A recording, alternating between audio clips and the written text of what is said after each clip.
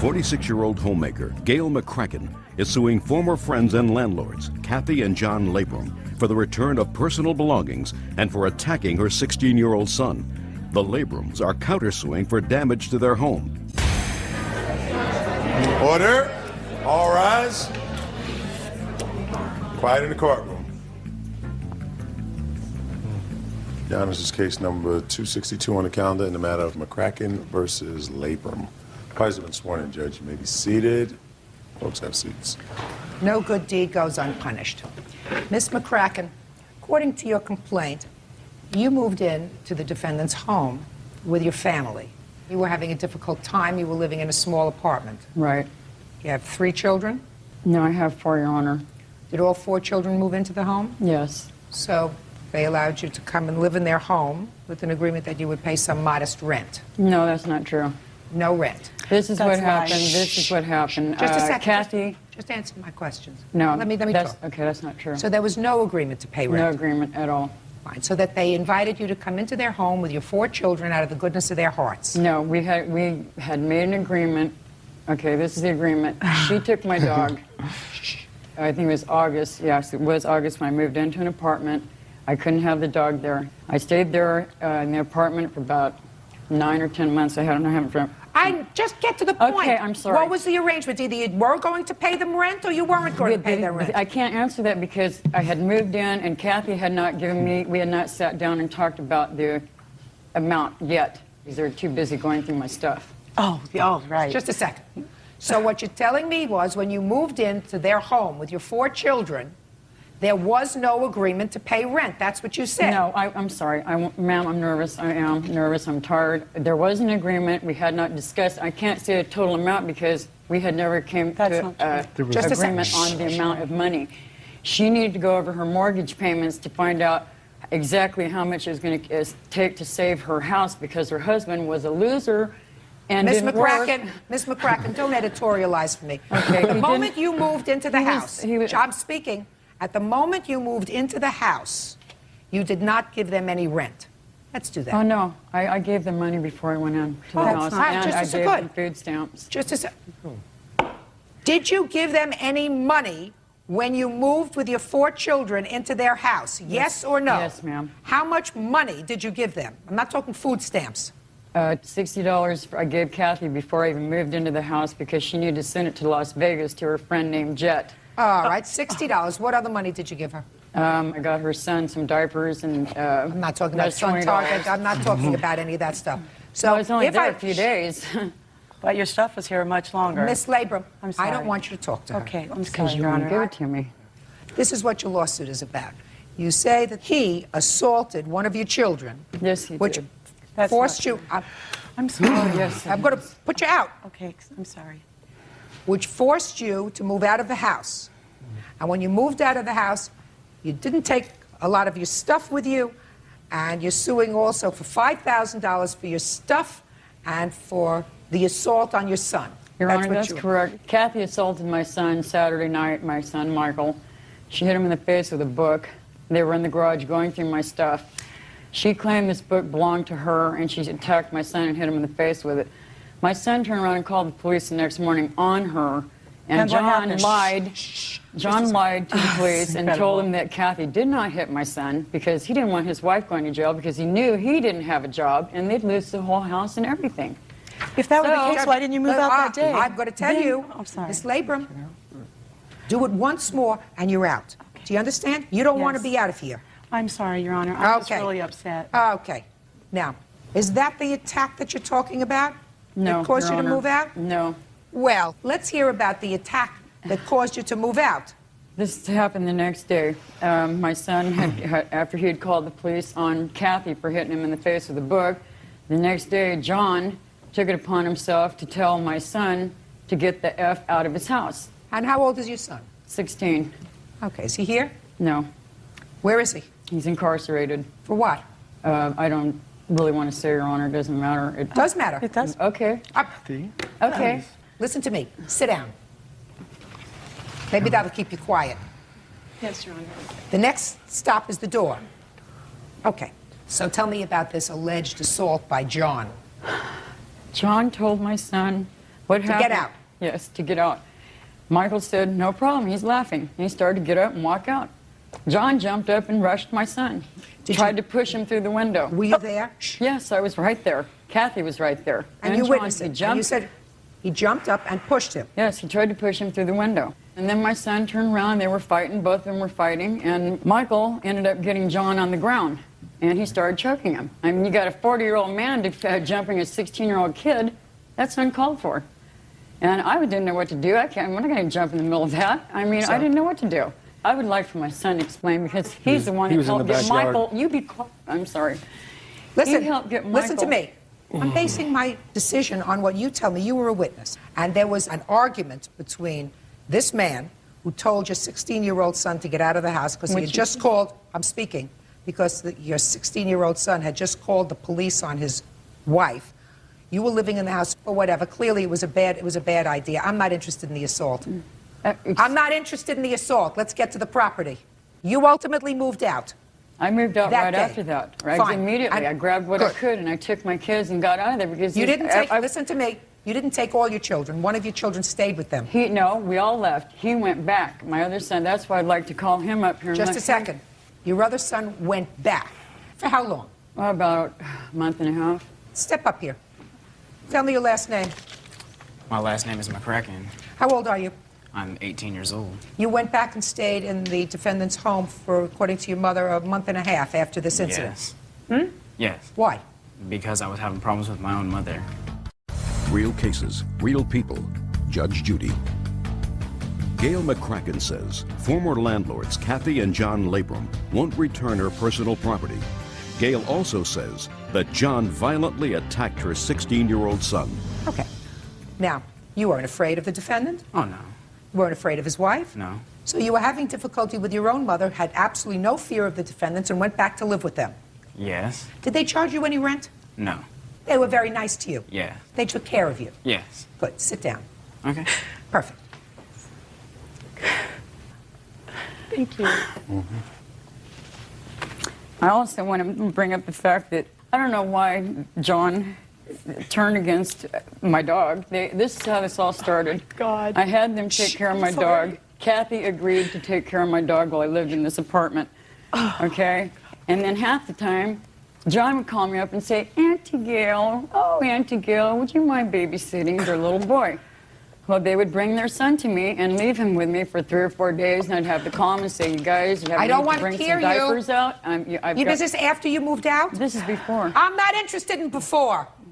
You want to tell me something about your dog? Okay, this is what happened. Because I had to live in the apartment, they took my dog, and while they had him there, he ended up with cancer. I had to get treatment for him. And then John kept calling him Neck afterwards, and I'd like to present this. Listen to me. When you left, listen to me. When you left, hey, I'm sorry. you're not listening to me. Your dog was living in their house for a long period of time, even when you weren't living there. Right, Kathy agreed to this. I don't care what she sounds like. A very nice person to me. Now, you say something happened to your dog. You want to tell me about what happened to your dog after you left their house, after the altercation? Yes, I do. I went to go, that Friday, I had the Frozen Rescue Mission. They had provided me with a truck and a driver and another guy to help move my stuff. I went over there to get it. Kathy decided not to let me have my stuff. And we argued about it, and I said, I just want to get my stuff, that's all. She says, give me the key. As soon as she got the key in her hand, she ran over there and hit the garage door and shut the garage. I tried 3 times to bounce it back up. The dog, madam. Oh, yeah. You want to tell me about the dog, which is what I asked you. She goes, oh, here, take your dog with you that I've been taking care of. And when he came out, he had a stab wound, and it's just blood running everywhere. He was oozing. And the vet said that that stab wound helped the cancer to come back. And I had to have him put down not even a month after this. Miss McCracken, something wrong with you. I don't believe that somebody who took care of your dog for months because you couldn't keep it, kept your 18-year-old son for months without charging him any rent because they felt sorry for him. I'm speaking. I'm speaking. You told me in your complaint that they stabbed your dog to death. Now you Not tell to me. death. I never put. Now you tell me that they stabbed your dog with a screwdriver, is what you say here. It looked Our like dog a died. screwdriver. This is devastating. Now you tell me that this stab wound caused the cancer to come back, That's which is what the vet dog... said, Your Honor. He was a family pet. I'm going to deal with this case very quickly. Mr. Labor, Yes, you say that you wanted the stuff out of your house. absolutely. Where is the stuff now? She has mostly everything. We have like maybe 20, 30 boxes of basically letters and knickknacks and stuff like that. Okay, where are all these letters and knickknacks? They are on our back covered patio. Okay. Miss, And shh. You're showing him a tape. Is it on the tape that the boxes are there? No. May I speak? No, I didn't ask anything yet. I'm sorry. The tape, Good. The tape is the day that they picked up what they could on one load and some of the damages to our home and the infestation of cockroaches, which that's why I was going through their stuff to rid the roaches so they didn't infest our house. can I please present this to you, please? These people are not the nice people that you're claiming. I mean, I'm not claiming that they're nice people, madam. I'm Yeah. just saying that you're not going to pull the wool over my I'm not eyes. trying to pull the wool over anybody's Sure you eyes. are. All I've tried to do is get my stuff back from day one. with Perfect. them. You're going to get all your stuff back within 3 days. You provide the mover. After 3 days from today, if you do not show up to pick that up, your stuff can be thrown out. Do you understand? Yes, Your Honor. Listen to me. I don't- Thrown out. I hear you. You I have don't 3 think it's days funny. from today. I do understand you. I 3 days. Thank you. 3 But, Your Honor, days. I want to say one thing. I don't think it's funny at all. My dog's Oh, dead. well. My kids have gone through nothing but pure. I can't say the word that they put us through because I had to leave because he attacked my son. You should admit and it. the I police have didn't heard- even do anything. I mean, how does a grown man attack a kid? Listen to me, madam. It's crazy. Listen to me, madam. I don't believe that there was an attack on your son. What I believe was that there was an altercation between these two people, and the altercation was precipitated by the fact that your 16-year-old son called the police on his wife after they had been good enough to let your family move into their home without paying them a dime. Things couldn't be as terrible as you suggest I because you're stocked up 18. their I'm refrigerator. speaking. Because your 18-year-old son, rather than going with you, I'm speaking, went back to live with them, expense-free, for a month and a Babysitter. half. For a month and a half. Built-in babysitter. Built-in babysitter. No, he said he was going back to live with them because he was having problems with you. He also didn't tell you everything that he witnessed, Your Honor. Miss McCracken, you're not getting a quarter, not a penny, not a sou. I don't You're getting care. your I just stuff want back. my stuff. That's all Perfect. I've Then ever we don't wanted, have to Your talk Honor. anymore. May I speak? Please. No. Please. But Your No. Honor, Oh my this- God. No, not yet.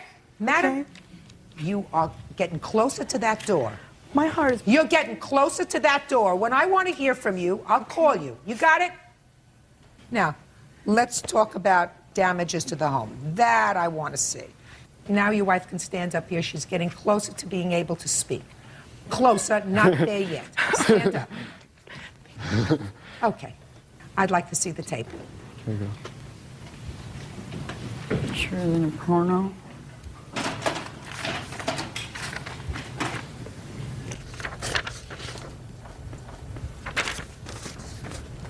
That's the carpet right there. There's no padding. The dog chewed the padding all up. Did you allow the dog to come into your house? Yes. Yes. That's the But garage she door. agreed to pay the damages, though. That's the, Oh, gar- well, I'll get to that in a second. What is That's that? that's the garage door where the dog just scratched the heck up out of the door. They're Yes. lying. Miss McCracken, I didn't put those scratches there. That was never there. You're lying, John. Miss McCracken, I want you to be quiet. Okay. You say there was an agreement with Miss McCracken to pay for the damage done by the dog. Is that Correct. right? That's correct. Who was that made with? Me and Gail. Gail and I were the ones that made all agreements. That's why All John right, is so really the tell me- wrong person to be talking. Just pay attention to me. Okay. madam. So Yes, far, ma'am. he's not doing a bad job. I want to hear what arrangements you made with her with regard to paying for any damage the dog did to your home. May I speak now, Your Honor? Now I just asked you a question. Thank you can you. answer my question. Okay. The arrangement that we made was when I took the dog, 2 dogs, both male, not neutered, she told me it would be for approximately 2 weeks. These dogs were there for 9 months. One, we had to not allow to stay because the 2 dogs would constantly fight. That's why the bedroom was damaged, because she said that when one has to, you have to keep one inside, one outside, because they would fight. So I'd have to take one, lock it in the bedroom, take it outside, so the other one could go to the bathroom. I cleaned up their blah, blah, blah. Meanwhile, she had agreed. She said, any damages that these dogs do while on your property, I will pay for. And also, during the surgery that she said that the dog had, I cleaned its wounds. Oh, no, you didn't. Oh, my That's God. why I've taken back to the vet twice. So the Ms. agreement was McCracken, she would pay I'm for going to any dismiss damages. your lawsuit in total. Do you understand that? I think that, you, quite frankly, you got some nerve to sue them. I Your really Honor, do. you- I'm speaking. I would like to produce this, please. Oh, she's trying to show me something. Just show she wanted me to move in to help her finalize her divorce, okay? She's scared to death, and I'm this divorced. is her rap she laid on me to move into the house. I don't, madam. Neither one of madam, them were working at the listen, time, Your Honor. Listen to me. She took care of your dogs for 9 months. Your Honor. I'm speaking. She took care of your kid for 2 months after you moved out because he was afraid to live with you. He was never there. Oh, Miss McCracken, you've got a lot of nerve. Now, either you people are dumb to have allowed this to happen in your house. It's embarrassing. Or just, Oh, or God. I don't know what.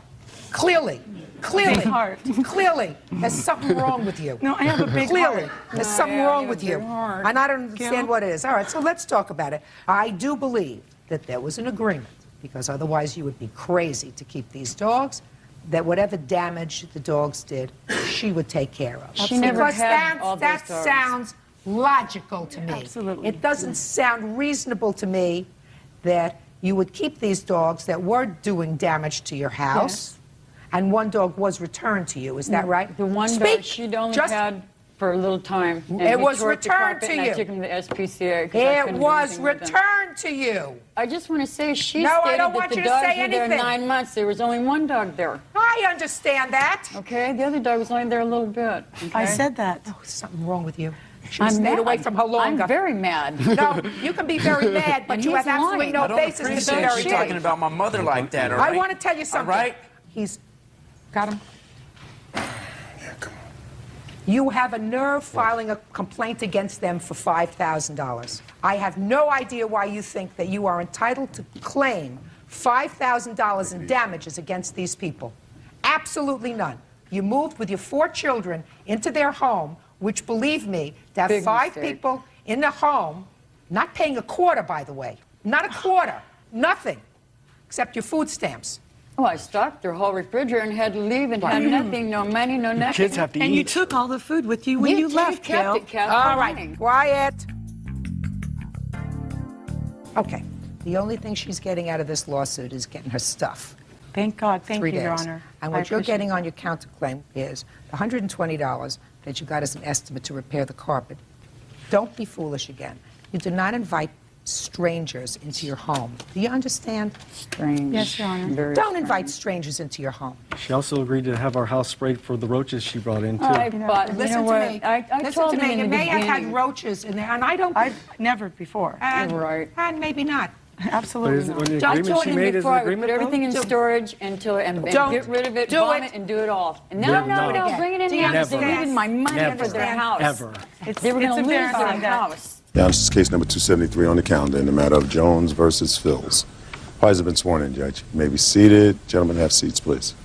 Miss Jones, according to your complaint, you and the defendant, who were friends, got into an altercation in his car. You had called him to take you to some sort of party to see if there was anything going on that evening. He was nice enough. He came over and picked you up at your house, correct? Yes. What time was this? It was about 12, maybe. At night? 12:30, yes. Had you been drinking that night? Yes, I had, before I left my house, before he picked me up, I had 2 16 ounces of beer. And so he picked you up, and what happened when you got into the car? Well, when I got into the car, we were laughing, talking, you know, having a good time, driving.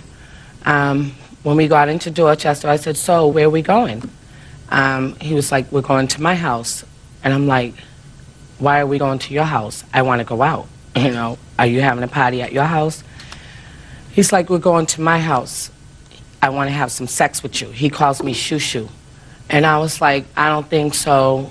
You know better than that. I wanted, I was like, look, just take me home. He got really upset, started like screaming, you always give me a problem, and you people this, you people that. Then he gets out of his car. He takes his keys and his cell phone, gets out of his car, goes across the street, and urinates Then a yellow cab drives by, and he jumps into the yellow cab and takes off in the cab. So I'm like, oh my God, where is he going? He's gone in this cab. Meanwhile, I'm sitting in this car, you know, in the middle of nowhere. Because the argument went on for hours, Miss Judy, for a long time. It did, over this. He was refusing. What, for hours? Well, for a couple, at least like a couple of hours, because he was refusing to bring me home. What were you doing, just driving around for hours? Well, we were parked, yes, we were parked, okay. And arguing? Right. Okay. Arguing big time. So anyway, he leaves me sitting in his car, no keys, you know, nothing, in the middle of nowhere, in Dorchester on Bowden Street, which is a very high crime area, very dangerous area. So I'm just sitting there and wondering where he is. So finally I get out the car, I go around to the driver's side, and I'm looking like up the street to see, can I see a payphone, or looking down that way to see, could I see him? He comes back in the cab, and he gets out the cab. He comes, I said, Danny, look, this is ridiculous, just take me home. This is just absolutely ridiculous, please just take me home. He comes charging across the street, okay, pushing and shoving me all up against the car. He bit me in my wrist, jumped in his car. Meanwhile, I'm trying to reach in the car on the driver's side, get my pocketbook, and, you know, like, and trying to, you know, just struggling to trying to get in the car, because I'm like, oh God, he is not going to leave me out here by myself this time of night.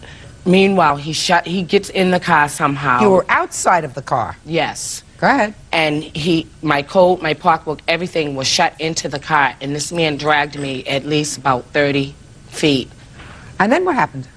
I'm screaming, Danny, please, please stop, Danny. He heard me screaming. I can look at the thing and see that he was going like 30, 35 miles per hour. And I'm screaming, Danny, Danny, Danny, please stop, please stop, please stop. He would not stop. Then finally he stopped short, okay, and just drops me. Just drops me. Opens the door and just drops me. So? So I get up all, you know, crazy, you know, like I was just like in shock. And I went to a payphone, I dialed 911, I called my husband. My husband and the police and the ambulance, all three showed up at the same time. I refused the ambulance out there because I wanted to go to the hospital. I was just so upset, I just wanted to go home. I just wanted to go home. So you refused medical treatment? At that time. So what are you suing him for? I'm suing him for the injuries that I sustained. Well, let me see the injuries. Where was your husband when you were going out partying? My husband was at home. He knew that we was going out. He said that because I hadn't been out in a minute. I hadn't been out in a long time, so. And he said, go on out. And he knows that Danny and I are good friends. Here's my medical records and the instructions that I got from my doctor. Here's the sandal where I was bracing myself.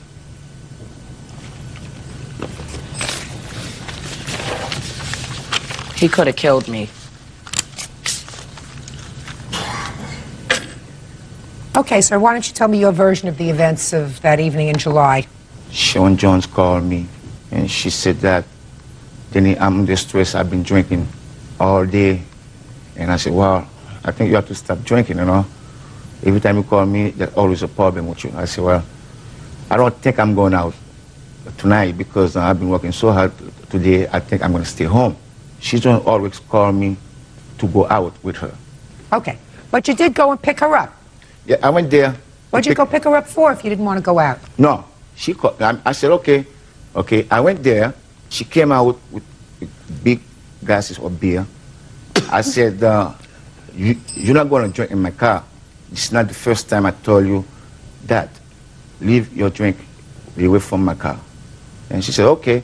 She finished it once. We went over my house together.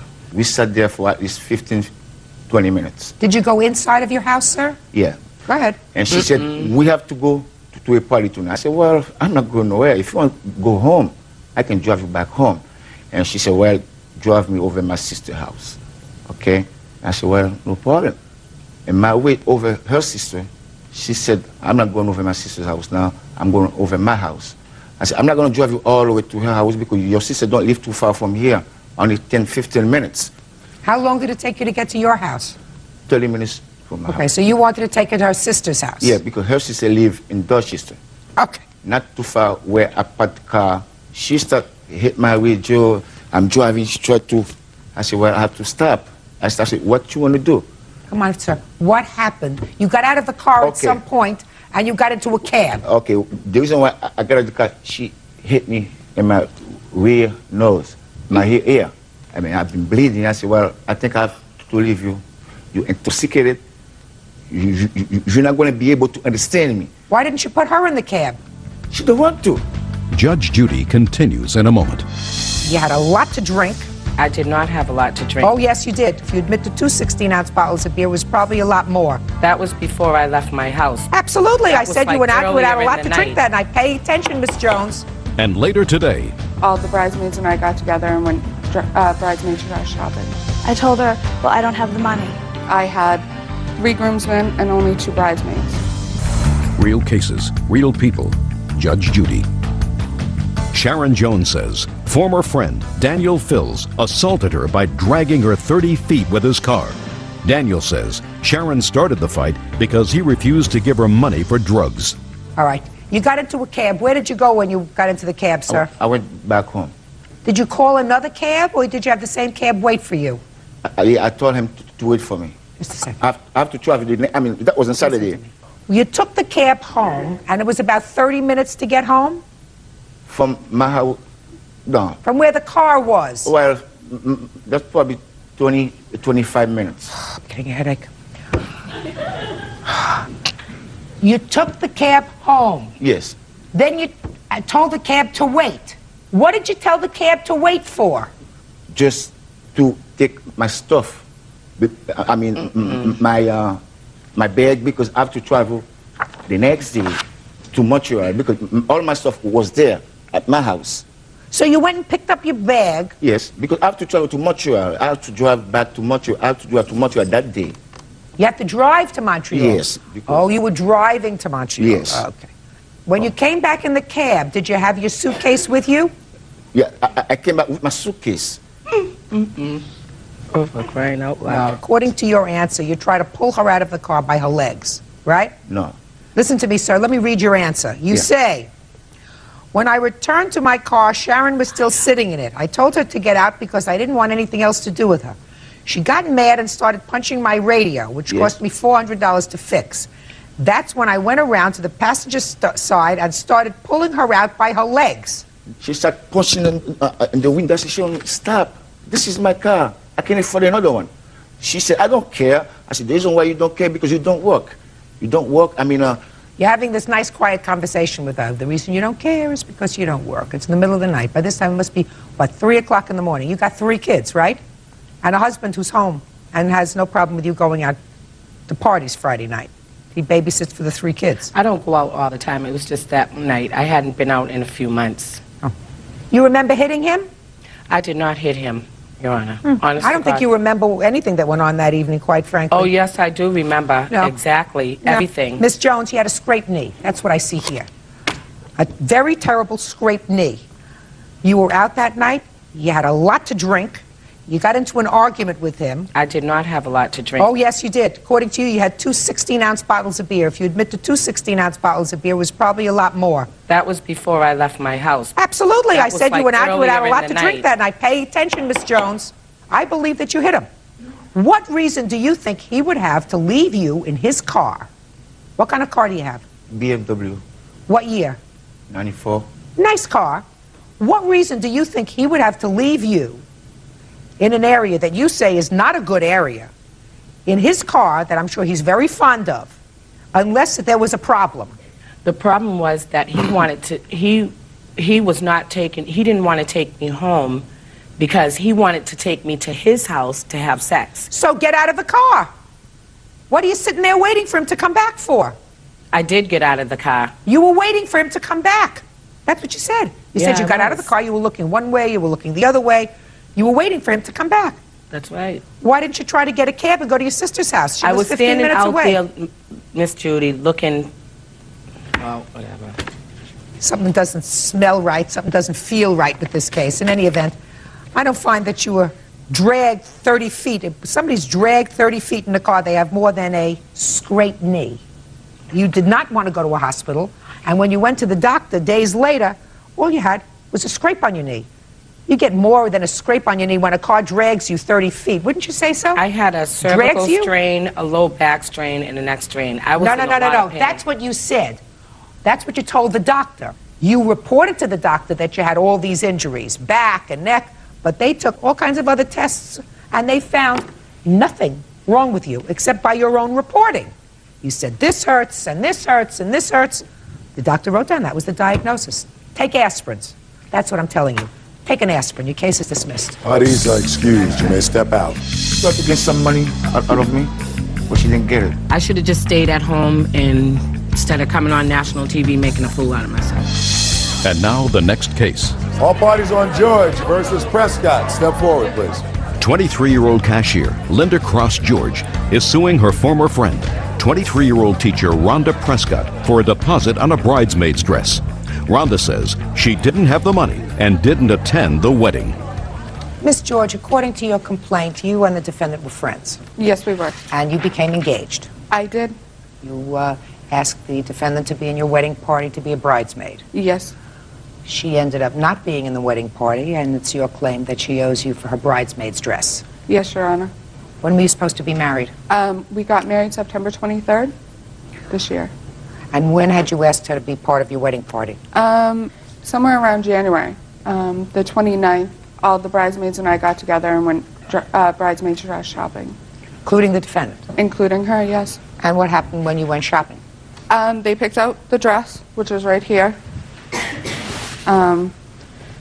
Everyone agreed. Nice dress. Thank you. The dress was for a total of $196.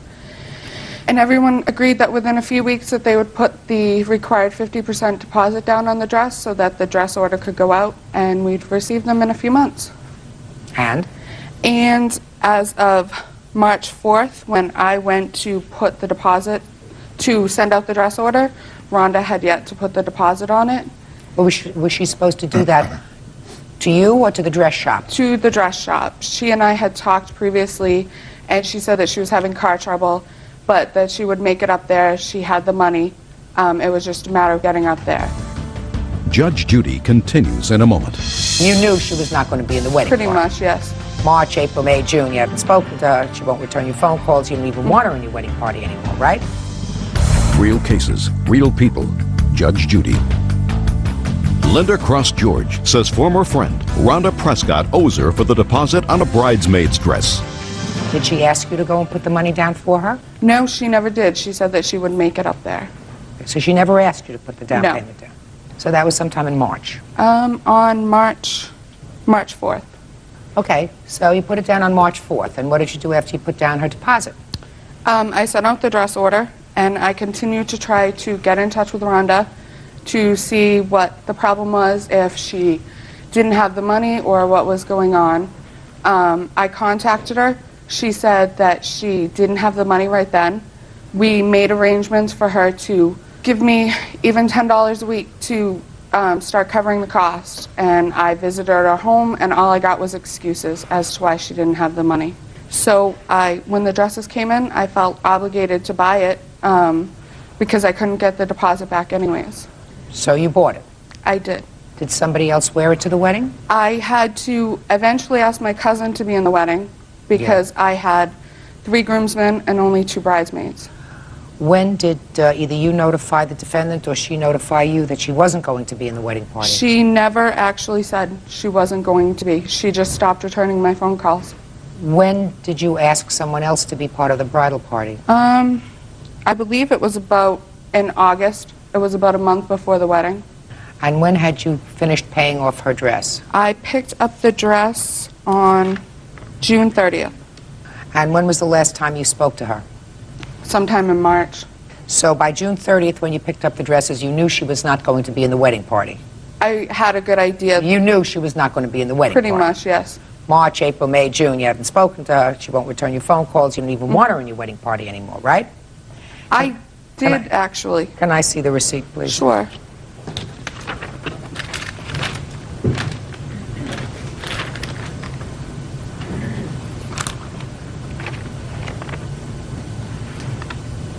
Did you initially tell her that you were going to be in the bridal party? Yes, I did. And did you originally tell her that you were going to pay for the bridal dress? Yes, I said I'd put the deposit down on it. You did say that? Yes. Okay.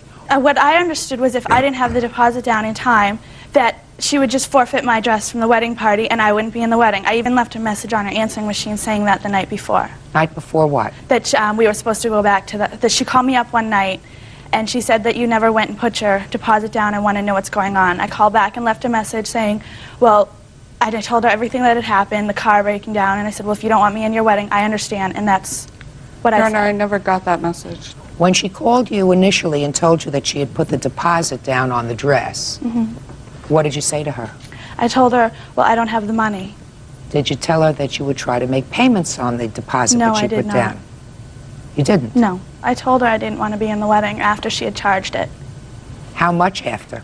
If I remember correctly, it would have been 2 to 3 days after. I can't remember exact dates. She never said to me that she didn't want to be in the wedding party because I would not have waited until August to try to find another bridesmaid.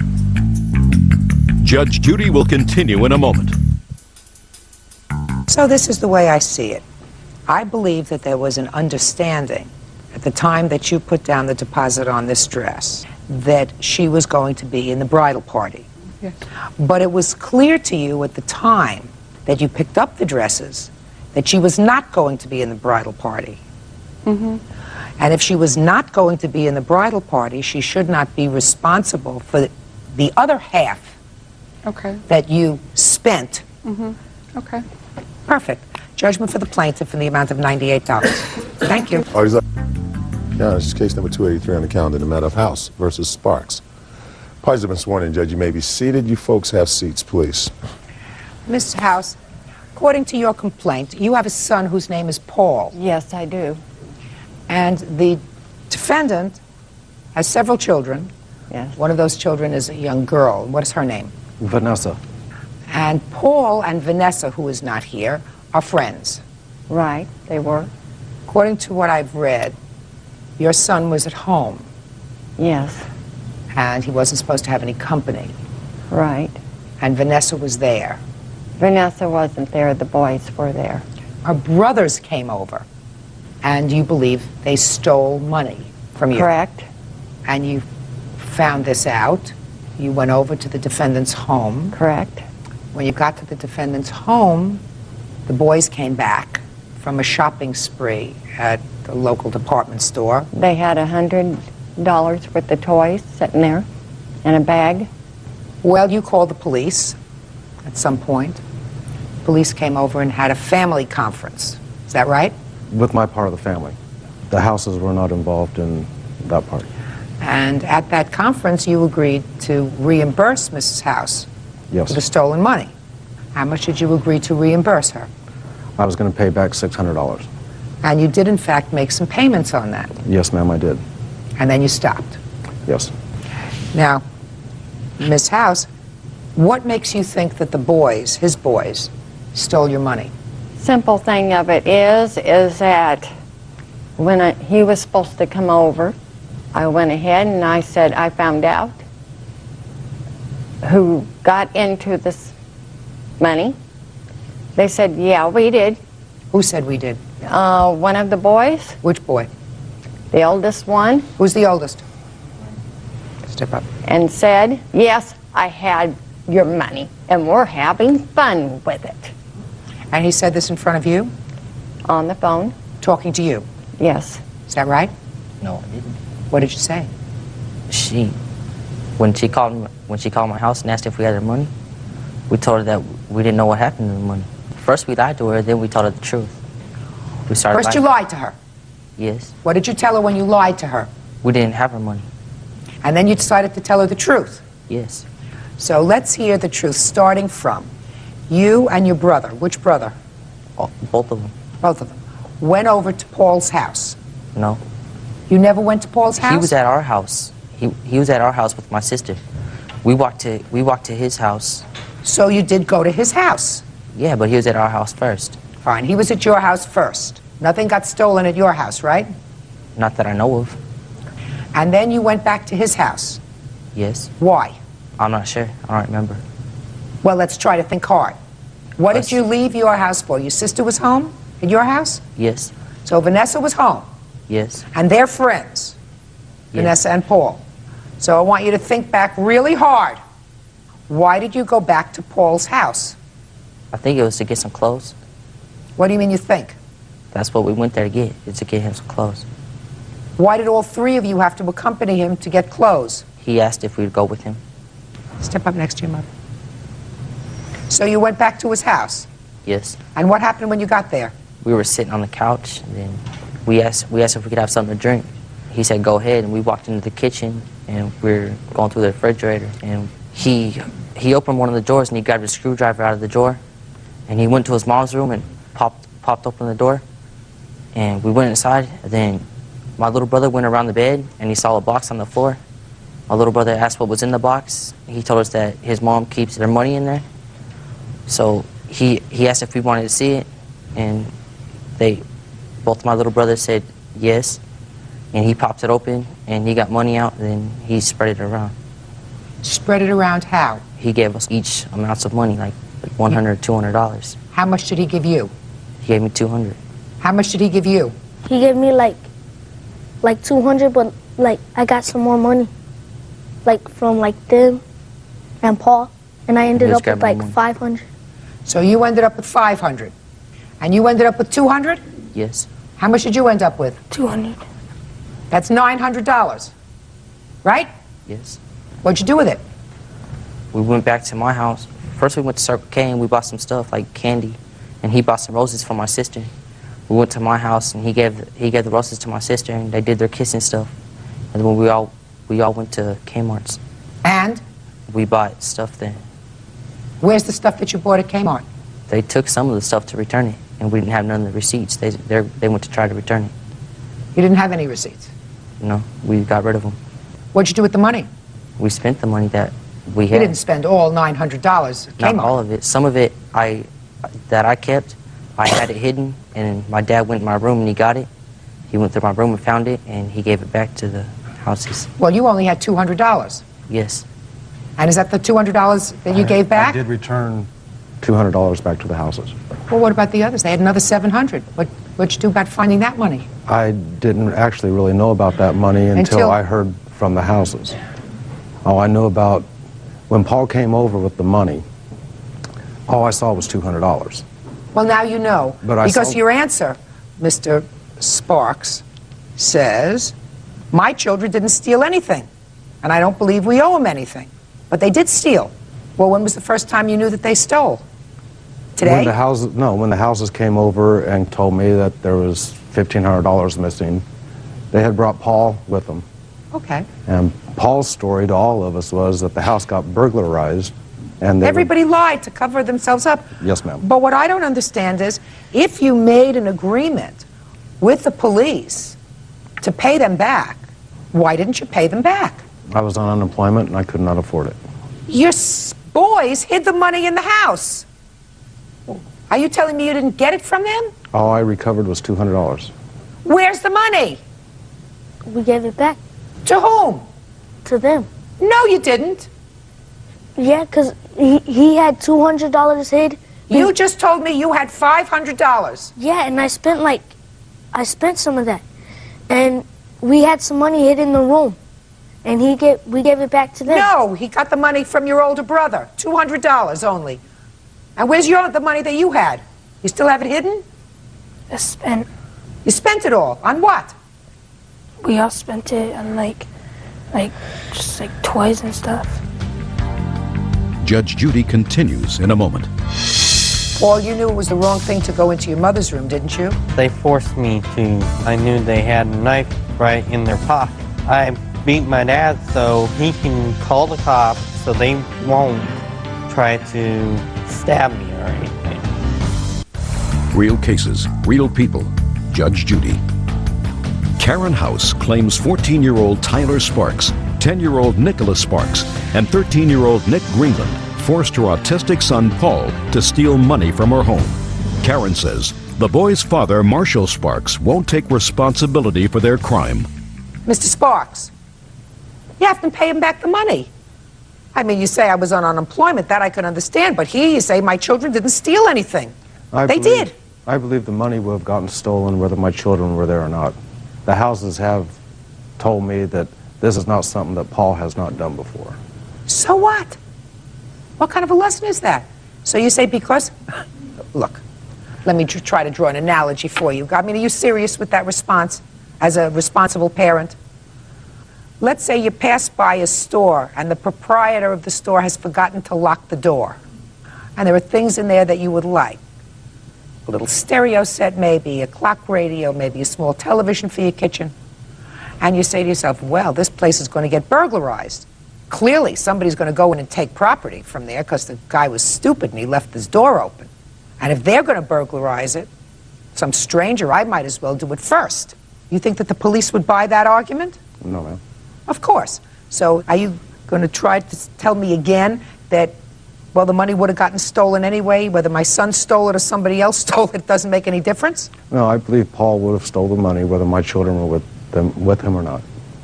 But your children kept the money, sir. Yes, ma'am. And they spent it, sir. And you didn't make a sufficient inquiry at the time to prevent them from continuing to spend an additional $700. I believe he was involved. There's no question he was involved, right? Right. And you bought your girlfriend some flowers? No. I went with them to Circle K, and I seen some roses, and they said, well, do you want to get my sister some roses?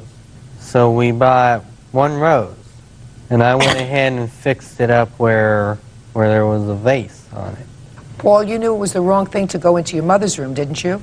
Yes, they forced me to get in there. How did they force you, Paul? They went ahead and said, we will split you and my sister up. And at that time, I knew they had a knife right in their pocket because they showed it to me before we went to the house. And they did not go to get some clothes. They went there to think of snooping around my house and go in my niece's drawer, my room, and tried to think of a way to get me to open it. At that time when they asked me to open it, I beat my dad so he can sorely call the cops and report it why I'm in there so they won't try to stab me or anything. Did you beep your dad? Yes, I did. He did not answer. Is Vanessa in your class at school? Yes, she is. How long has Vanessa been in your class in school? Last year and this year. Is your daughter in a special education class Yes, as ma'am. well? What's her diagnosis? Down syndrome. And Vanessa is like your girlfriend? Yes, she did go in the house before I went to their house. Because after we got from church, I was looking for tape and I did not want her to wait out there. I was being nice. And then when we got to his house, he asked me for a cigarette because I was trying to get my mom to quit, and I had some cigarettes in my room. And I'm trying to quit though. Do you smoke? Yes, I'm trying to quit though.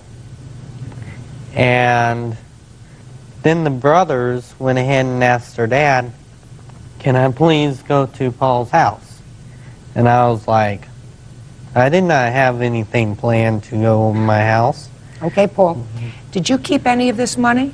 They put $100 in my pocket, but I did not spend it. I was trying to save it and hand it back to my mom. Did you give it back to her? No, they took it. When did they take it? Before I went to night church. Was that the same day when you would all been in your mom's room? Yes. And they took the money back from you? Who took it back from you? Lucas, the oldest one. Mm-hmm. Okay, Paul, why don't you sit down? Thank you. Okay. You getting the picture? Yes. You're not nice. Judge Judy continues in a moment. You ever appear before a family court judge before? Yes. Was it a man or a woman? It was a man. Speak up. It was a man. Was he nice? Yes. Kind? Yes. I'm not. Real cases, real people. Judge Judy. 17-year-old special needs student Paul House says his girlfriend's brothers forced him at knife point to steal money from his mother's home. The boy's father, Marshall Sparks, says Paul has a history of stealing money. You been in trouble before? Yes. You on probation out of juvenile court? No. Were you on probation out of juvenile court? Yes. For how long? 90 days. For what? Burglary. So you're on probation at the time police came to your house? No, ma'am. Had he completed his probation? When? It would have been back in 1999, November, possibly. You married, sir? No, ma'am. Single parent. You have 4 children. Yes, ma'am. These 3 and your daughter. Actually, the middle child is like a stepson. Explain that to me. His mother and I are engaged. Other than Lucas, have either one of these other 2 boys been arrested? Yes. Both? Yes. For burglary? Shoplifting and burglary. How much was taken from your house, Miss House? $1,340 You got back 200. and $2. So what your outstanding is $1138. True. You better pay that money. He put me through misery. I'm going to tell you something. Aside from the fact that your sons are thieves, to suggest that they are operating on an even playing field with Paul is outrageous, Mr. Sparks. I did not intend to make that accusation. Well, He that's kept what on. that's what it appears in your answer, sir. What you said was, I believe that Paul stole the money to impress my daughter. Yes, ma'am. Well, that's not true.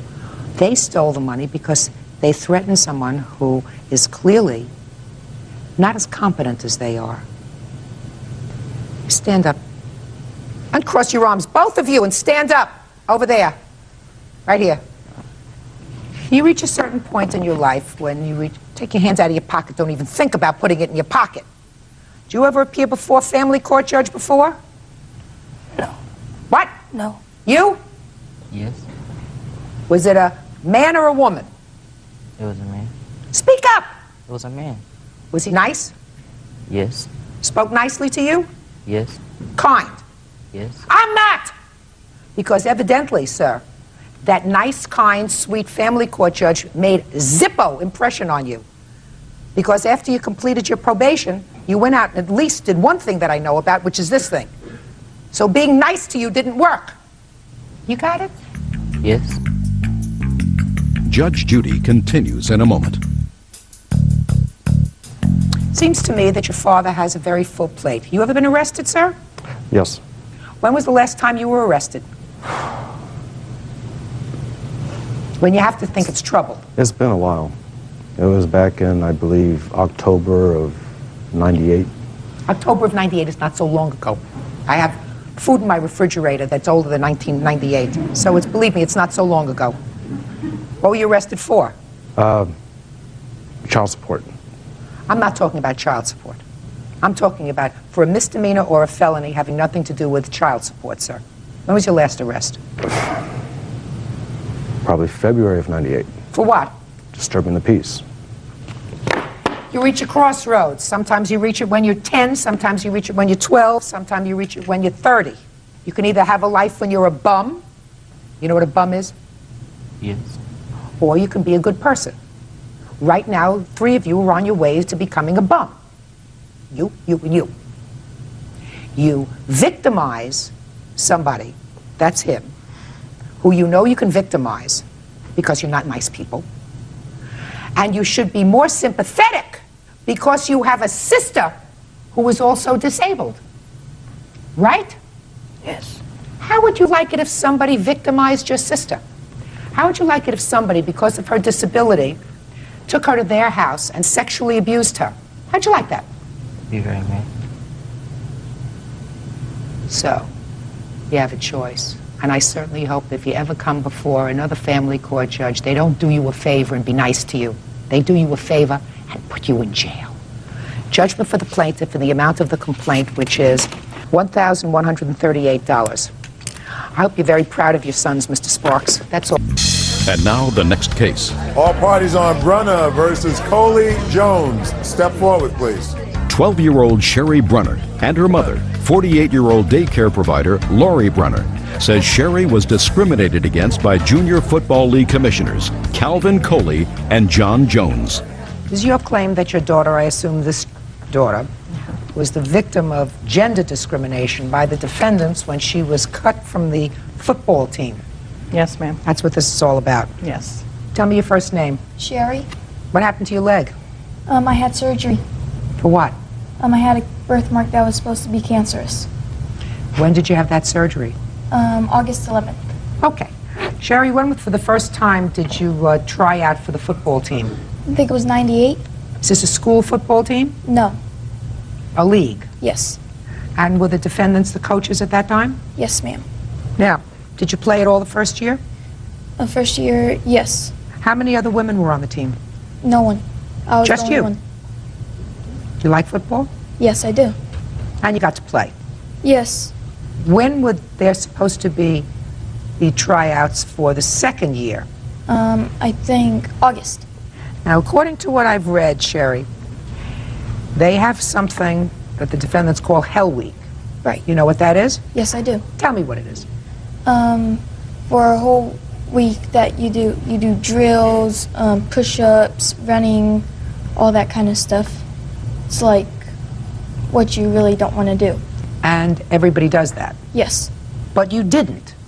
The first week, because I was at... First week? Right. Tell me why you didn't go. Because I was at New York visiting my grandma. Did you discuss that with your coaches? I discussed that with JJ, and he Who's said... JJ? I'm JJ. Okay, you told JJ that you were not going to be there for Hell Week? Right. And he said that that would be no problem. How long did you spend with your grandmother? For about 2 months. So you were in New York the entire summer vacation? Yes. And when did you have to be back in school? September 1st. When was Hell Week? Latter part of July. You didn't return until when? August 1st, the second week of practice. Why didn't you come back a week early for your practice?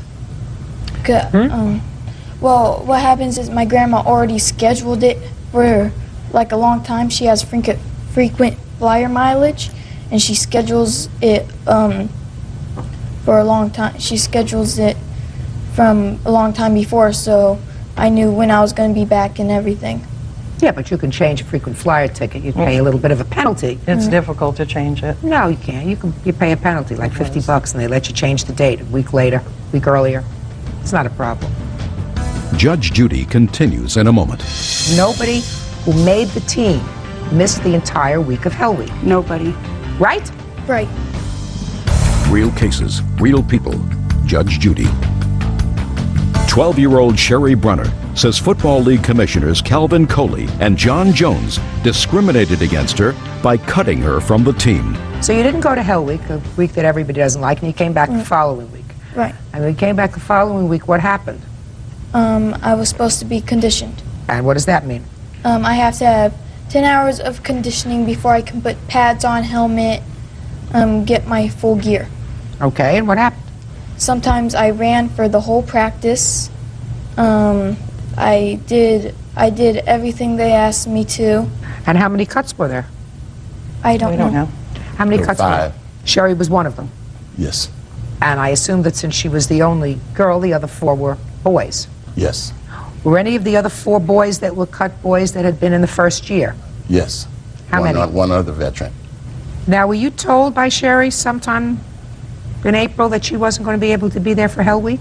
She mentioned that to us, and we told her at that time that the prior year that she played in '98, we didn't have cuts because we didn't have that many kids. Our max allowance for kids is 35, and we were going over. Every year we were going higher and higher. And we explained then that that was a crucial time and she needed to be there because we had to anticipate more than 35 during that coming season. You have your records with you? Yes, ma'am. Take a look. Tell me if any of the other 40 people missed the entire week of Hell Week. We might need to ask the coach himself. Okay, Need to be the take a most look. important.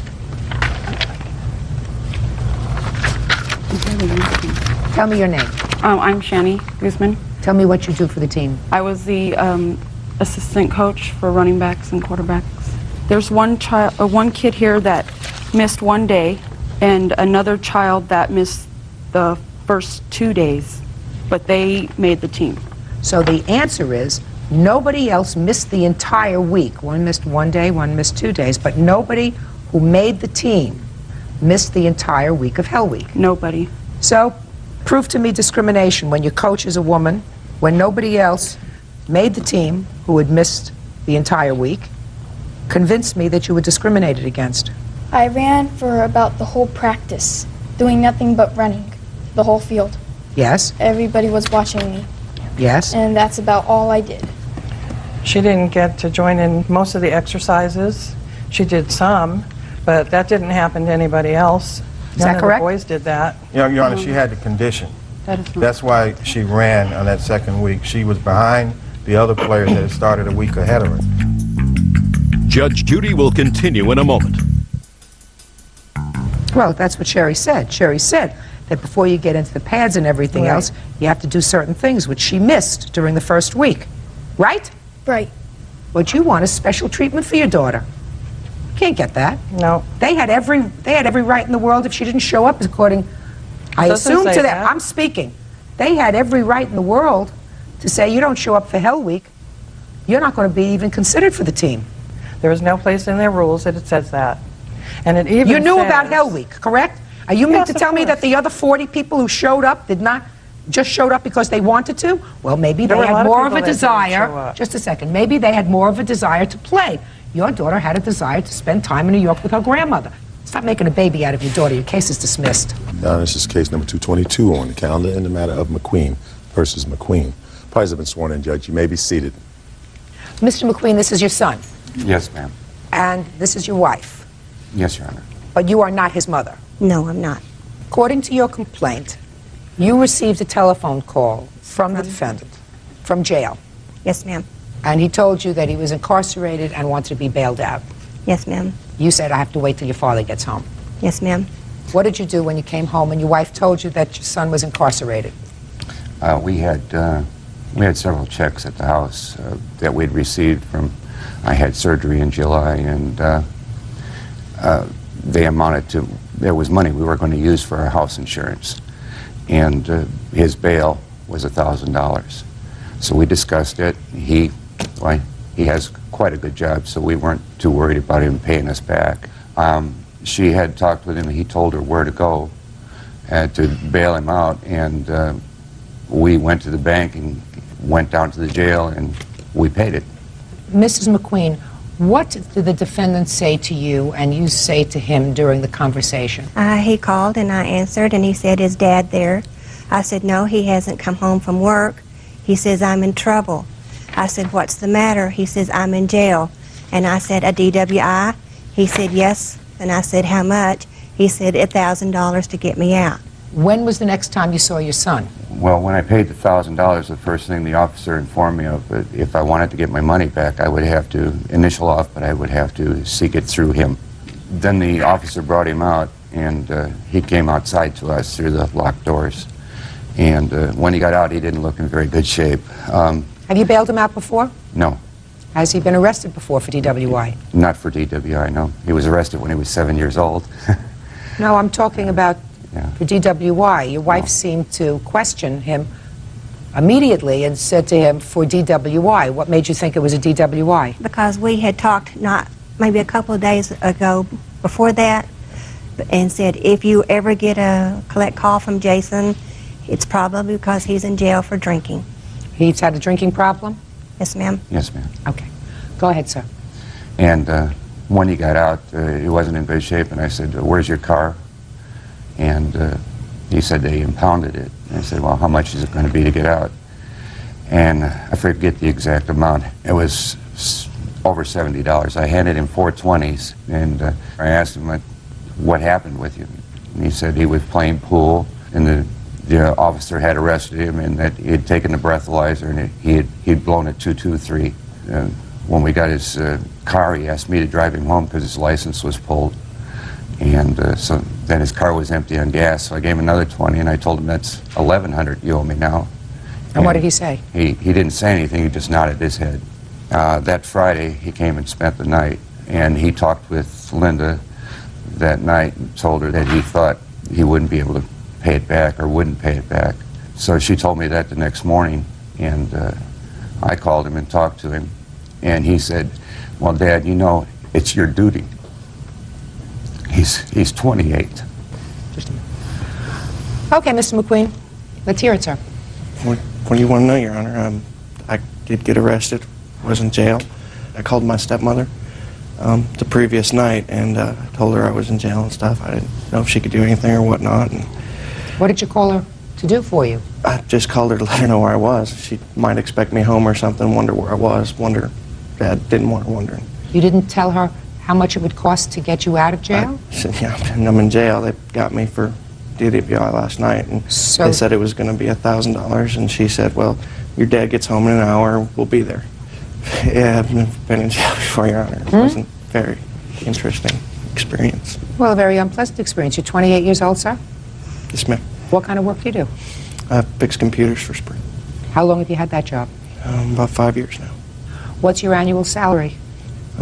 Believe it's currently at $44,000. $44,000? Yes, ma'am. What other financial obligations do you have, Mr. McQueen? Car. What kind of car do you drive? 2000 Civic. What other financial obligations do you have? Insurance, phone, the usual things, Your Honor. Right. It's completely unrelated to this case, I guess, but I recently just kind of lost my head. I mean, it's a lot of the reasons that I was in the situation I was when I got here with the police and the drinking and all that. And I recently started trying to pull myself back out. And I've worked it out, you know, with my car company, because I'm like 3 months behind on just about everything. And Mr. McQueen, sounds to me he knows as if, this. Just a minute, but it sounds to me, sir, if you earn $44,000 a year and you're unmarried, and you were living at home? I'm paying rent to my mother. Paying a modest rent. And you don't have any children? No, ma'am. So that something else, in addition to alcohol, has been happening in your life recently. Recently, I just broke up with my girlfriend and on the antidepressants, the whole kit and caboodle. Okay. Did you stop drinking? Since then? Yeah.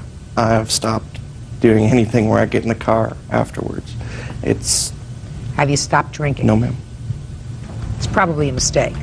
Judge Judy continues in a moment. My lawyer doesn't really seem to think I've got much hope. Clearly, your son is having a difficult time. He copped an attitude. You can't cop an attitude. You're supposed to say thank you. And later today, Nowhere did you write gift here. Well, he said, don't worry about the $800. Just don't worry about it. Don't worry about it. And then I said, so you're saying that's a gift? And he said, yes. Are you kidding me or what? real cases, real people. Judge Judy. Patrick McQueen says his son Jason McQueen owes him for bailing him out of jail and car impound fees. You sound like a nice young man who's having a bad time. This was your first arrest, sir, since you were 7? Yes, ma'am. And you've held the same job for 5 years, which means that he's really not a bum. No. Right? No. Can you not believe you're standing here? It was a month ago, Your Honor. It was the 6th. That was the day I got arrested. Well, what happens, Mr. McQueen, is when you say, there's no way I can pay you back, that makes them angry. Do you understand? I don't know whether I would have, as a parent, Mr. McQueen, pursued this matter as expeditiously as you did, because clearly your son is having a difficult time. No offense, Your Honor, I've had quite enough police around me. Didn't need any more. Okay. All right. You copped an attitude. You can't cop an attitude. You're supposed to say thank you. You know, thank you, and I can't pay you back right now, but I'll pay you back in increments. You know, I don't want you to be out $1,000 for my stupidity. My lawyers even got me paying him back like every paycheck. Well, yeah, there's nothing much you can do, sir, on a 2 reading. Has that case come to court yet? No, ma'am. It's a 2-3. Shh. Did you tell your attorney in the criminal matter that you planned on appearing in civil court today? Yes, ma'am. Did your attorney suggest to you that that was not a good idea? No, ma'am. Get another attorney. Can I inquire as to why? Because had I known that there was a criminal action still pending for driving while intoxicated against you, I would not have asked you questions surrounding that incident, including the fact that you do in fact have an alcohol problem. That does not enhance your position in the criminal case, sir. No offense, Your Honor, but my lawyer doesn't really seem to think I've got much hope other than throwing myself on the court's mercy. The court's mercy. Well, that's fine. Then I don't know what you need a lawyer for, sir. If you're going to plead guilty, what are you paying the lawyer for? Then the lawyer's doing nothing for you. Your father at least bailed you out of jail, right? I guess you're right. You could have stayed in jail. The cost of a 5-year job, Your Honor. Absolutely. So it was a good thing that your dad helped you out. And the fact that you're having financial trouble on $44,000 a year income and not any major responsibilities suggests to me that you either have a gambling problem, or you have a gambling and a drug problem, or you have some other place where that money is going, because it sure is not going to pay your car, which you say you're behind 3 months on, or your insurance. So there's something else going on with your life. He wants his money back. You think it's right that he gets it back? I think if it was my kid, I'd like to do everything I could. And if he wasn't, like, able to pay me back, then he wasn't able to pay me back. But you are able, sir. You're just prioritizing. You're just prioritizing. He's heard my accounts. He knows they're like toast. That's because your money is going someplace else. Back and forth to work, paying a car payment every paycheck. I'm, like, really behind, Your Honor. You may be really behind, sir, but there are families of 4 and 5 that live on $44,000 a year and are not paying a couple of bucks rent to their mama. Judgment for the plaintiff in the amount of $1,000, that's all. Oh, ma'am, there was the I understand, sir. You want the impound fee and the $20 for gas. You're very lucky you're getting the $1,000. I'm going to tell you why you're getting this judgment, because I'm going to find that by nodding to you in acceptance when you gave him the money, there was a tacit agreement that he would pay you back. But at the time you paid this money, Mr. McQueen, you did not have an agreement with him that this was a loan. You understand that? Yes, ma'am. So I'm finding that based upon his acquiescence to the loan subsequently, even though he wasn't in such good shape, that you are entitled to your money back. Thank you. Don't push me. That's all. Parties are excused. You may step out. Time he got some responsibility and has got a handle on his life. I'm working on it. I have been working on it. He knows I've been working on it. It's just, it doesn't come instantly. There you go. You're going to get a kiss on each cheek, too. And now the next case. All parties on Martinez versus Ortiz. Step forward. 32-year-old store manager Jimmy Martinez is suing his ex-fiancée, 25-year-old hotel assistant GM Veronica Ortiz, for a deposit on a car. Veronica is countersuing for furniture and an apartment deposit. All right, in this case, the chronology is very important. Mr. Martinez, according to your complaint, you and the defendant lived together for about 3 years? 4 years, ma'am. And that living together arrangement ended when, sir? Approximately mid-November last year, 99. And according to your complaint, that was a rather amicable split. You remained friends. Yes, ma'am. Is that correct? Yes, that's correct. Sometime the following month, the defendant contacted you because she wanted to purchase a car. And you agreed to go with her to the dealership. And you went to the dealership, and she didn't have enough money for the down payment. What I can piece together is the car salesman said to you, well, give me a check to hold the car. Yes, ma'am. A check for $800. Yes. And the agreement was that the salesman would not cash this check, but would wait for you to come up with the remainder of the balance. Now, according to you, Mr. Martinez, what happened was you started getting your bank statements months later, and you had checks bouncing all over the place because this check got cashed. Yes, ma'am. So you want your $800. Yes, ma'am. So you have an interesting defense and counterclaim. Correct.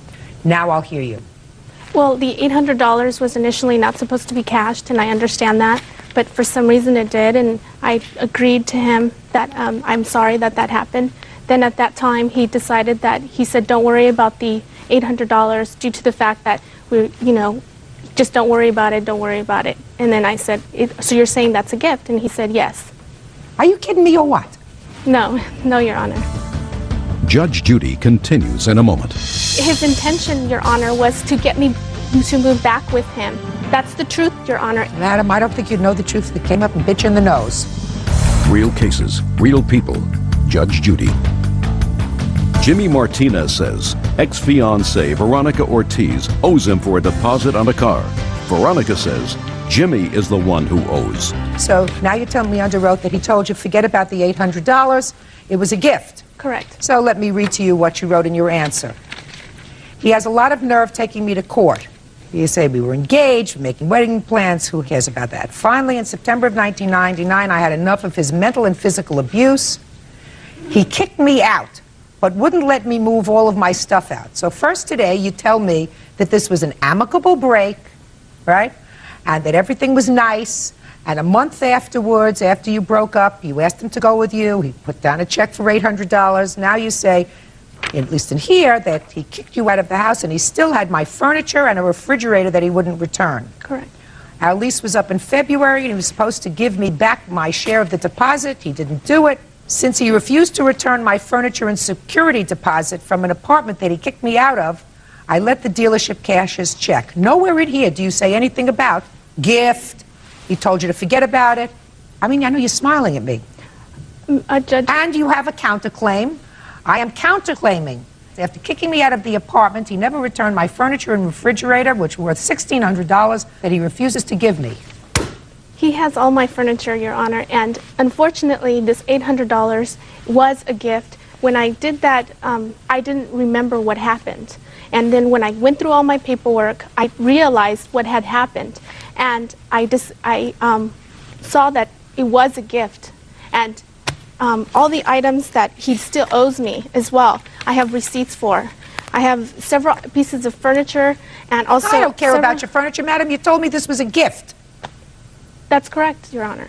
Nowhere did you write gift here.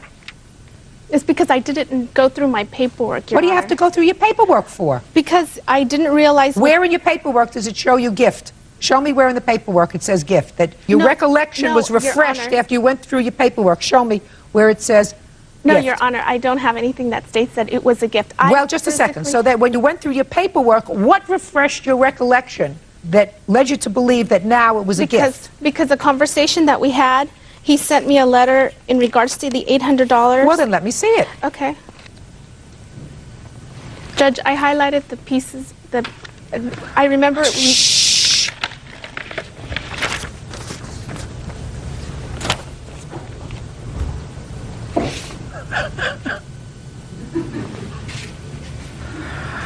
Let me read this. What refreshed her recollection that this was a gift. This is a letter written by you, sir, to her on the 31st of July of this year. Yes, ma'am. You write to her, I immediately called you to make arrangements for repayment when you found out that they had cashed the check. You said you couldn't pay me at that time and asked me if I would take several pieces of furniture in lieu of the money. I declined that offer because what I had loaned you was $800 in cash, and that's what I expected back in return. That's what you underlined, by the way. Correct. That's what you highlighted. Then you, in this letter you write to her, upon returning home from your job, you called me back. That means she called you back and said that you had discussed the matter with your sister. But that didn't happen, And Your she had advised you against repaying me because all we had was a verbal agreement and the $800 could be construed as a gift. That never happened, Your Honor.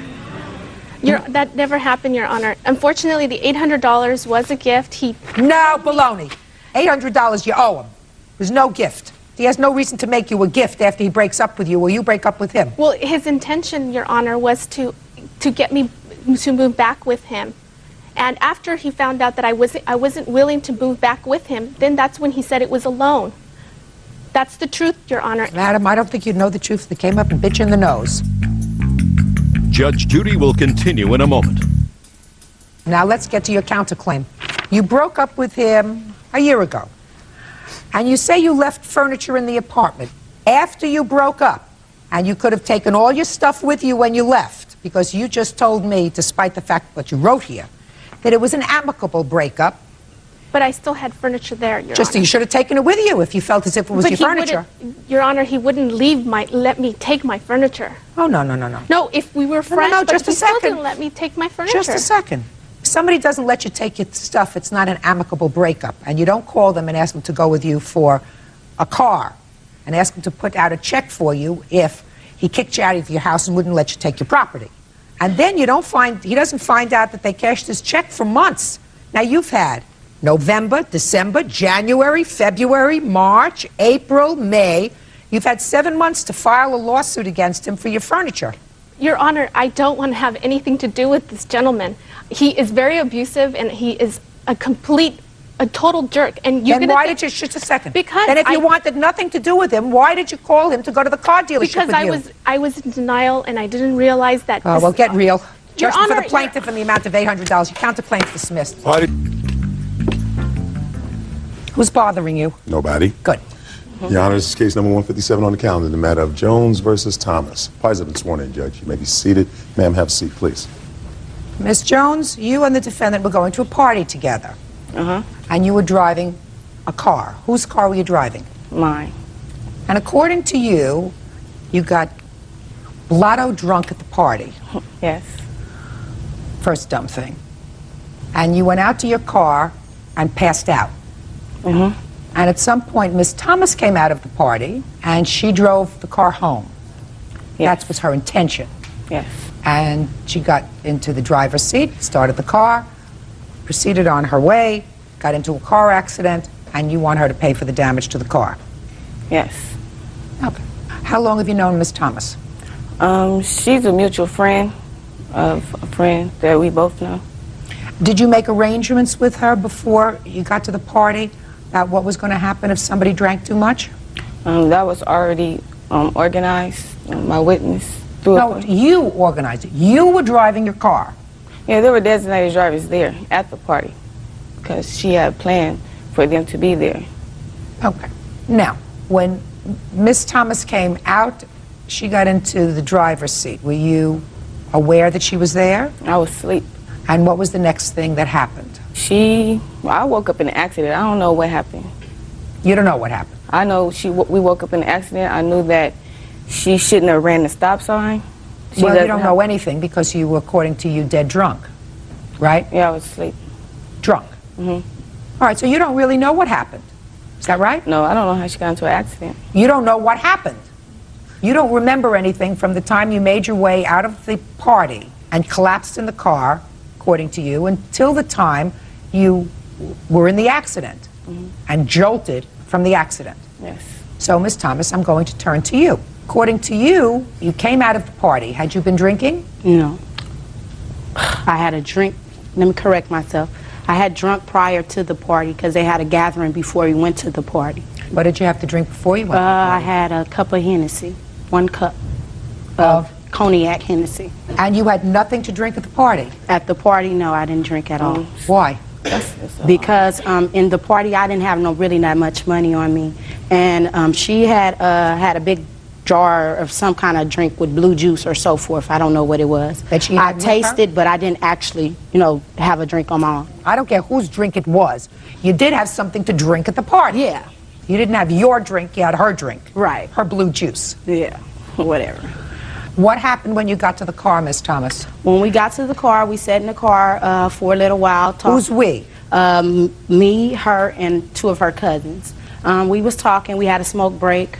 We got to the car. We smoked. They smoked or whatever. We smoked what? We smoked. Cigarette smoke. Cigarette. Anything Cigarette. other than cigarettes? No, ma'am. Oh. No. Okay, and we all talked. We all talked in the car, so forth, and then after that, she was sleeping in the passenger seat. In the club, several times, she told me at the table. Who told you? Keisha. She told me, "Can you drive?" She kept That's on a lie. making. She kept on making suggestions and asking me questions. Could I drive? On our way going there, she said that she was really feeling the liquor or so forth. She was like, "You might have to drive home." So I kind of set in my mind that I'm not going to drink too much, even though she did ask me did I have license. I told her I did not have license. Okay. I said, "Do you have license?" She said, "No, she don't have license neither."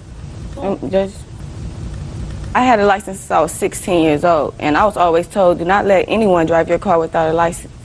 But you did not have a license. She did not. I didn't have a license, and I made this aware to her that I didn't have a license. So if you did not have a license, Miss Thomas, there came a point when you got into the car and started to drive the car. Yes, ma'am.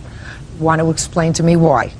I drove home because I didn't have a way home. And we were the only ones left at the party at the time. Prior to me driving home, she kept making it secure for me to drive home. Just a minute. You get into the car. She wasn't She's asleep asleep. at that time. Listen, pay attention to me, Miss Thomas. You get into the car. Is she asleep in the car?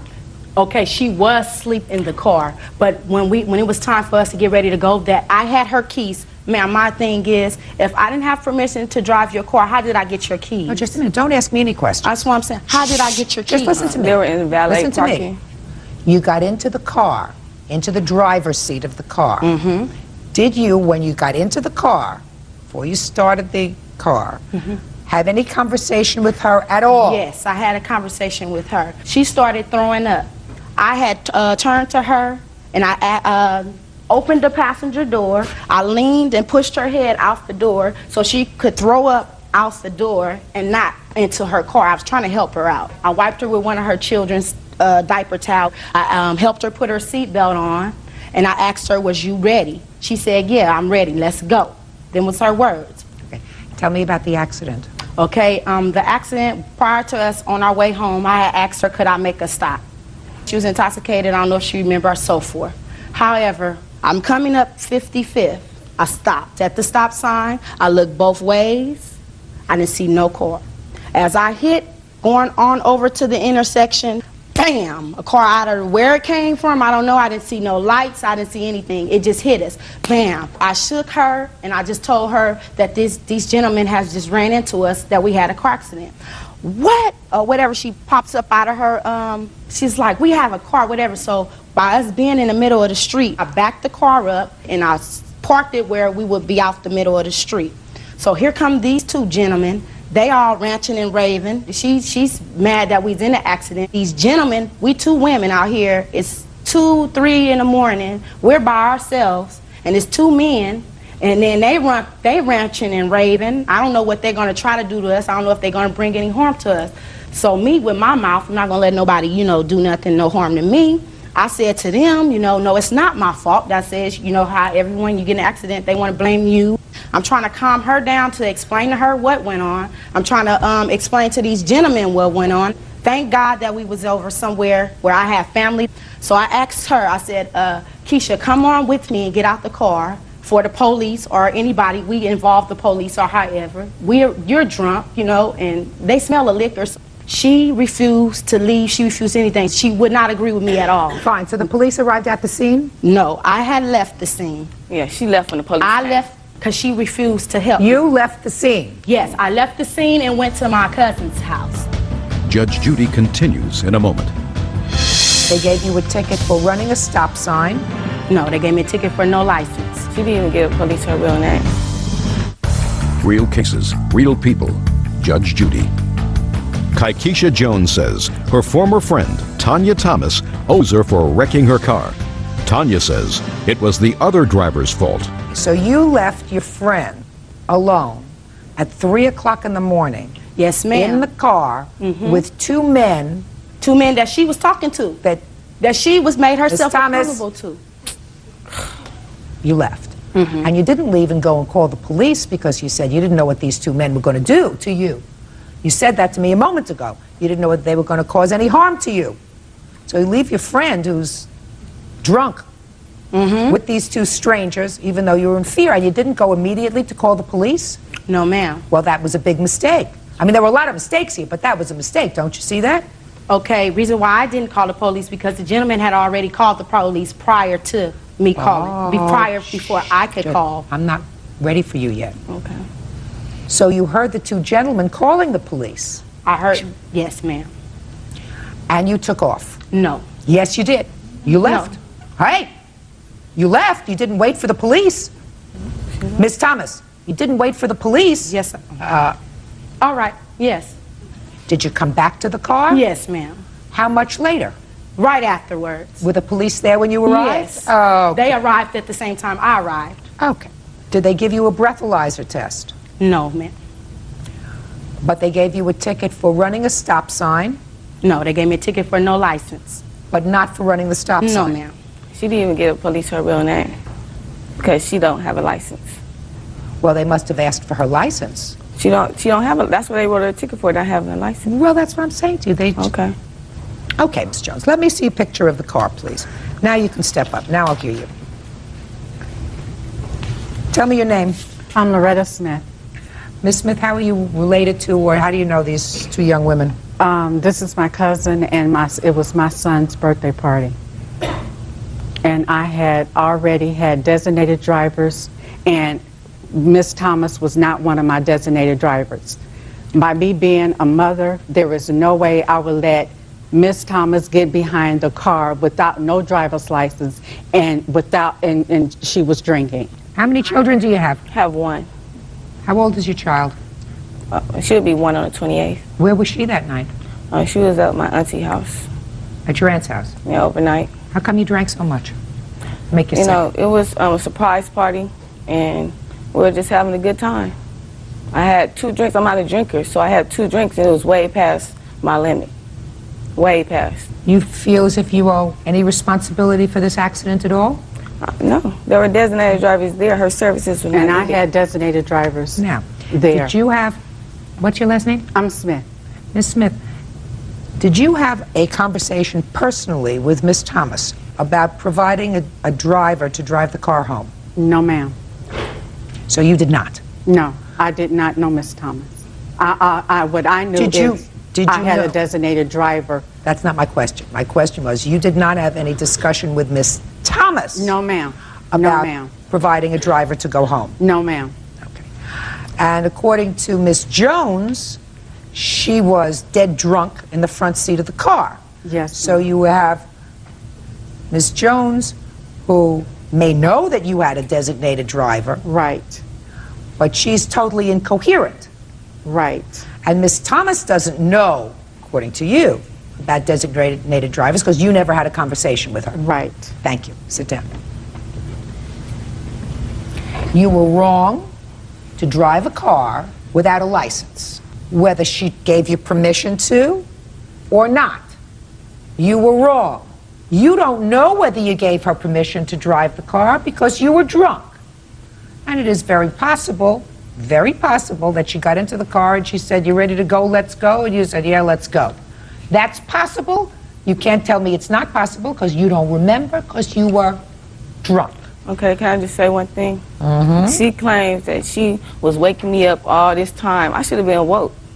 Waking you up? Me up. I never can I said I drive woke your you car? up. Just a minute. Can I go and make another stop on 5050 San Pedro, which is 2 miles away from my house?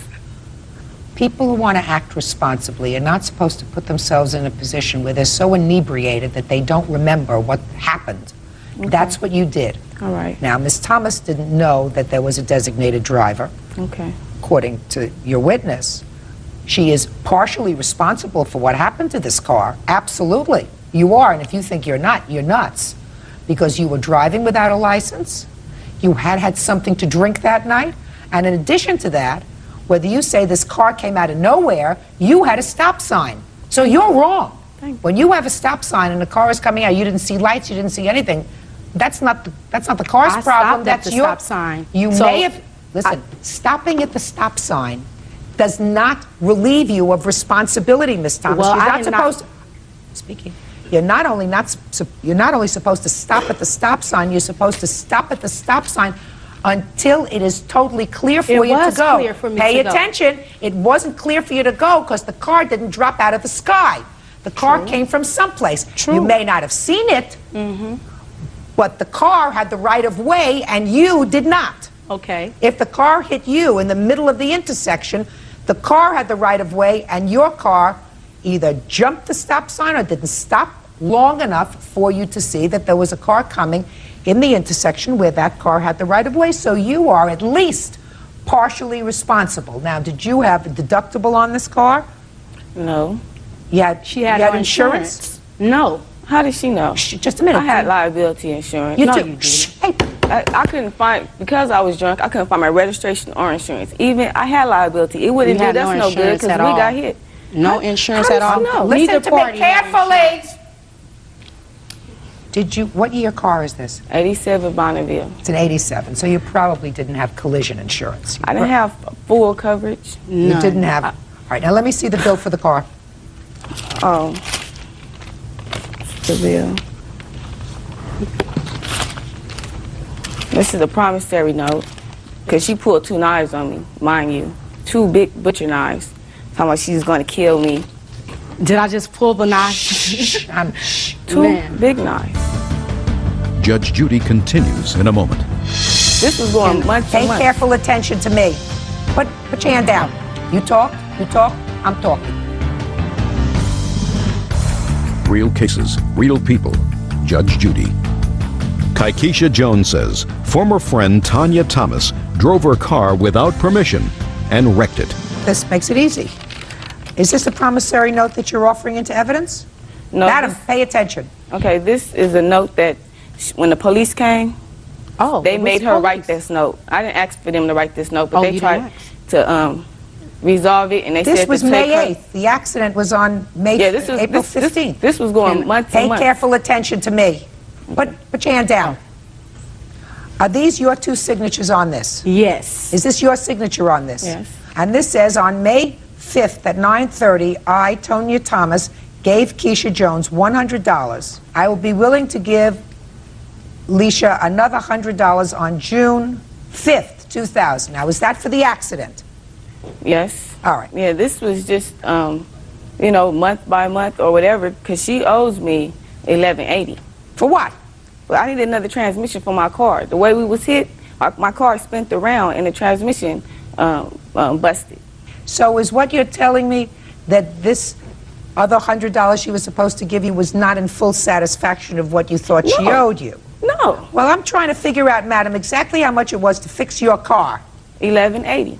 Now, I see $206 and $350. Estimate that the mechanic gave me, which is another transmission. I don't have, I'm not dealing with that. I have this estimate here, right here. That's a receipt.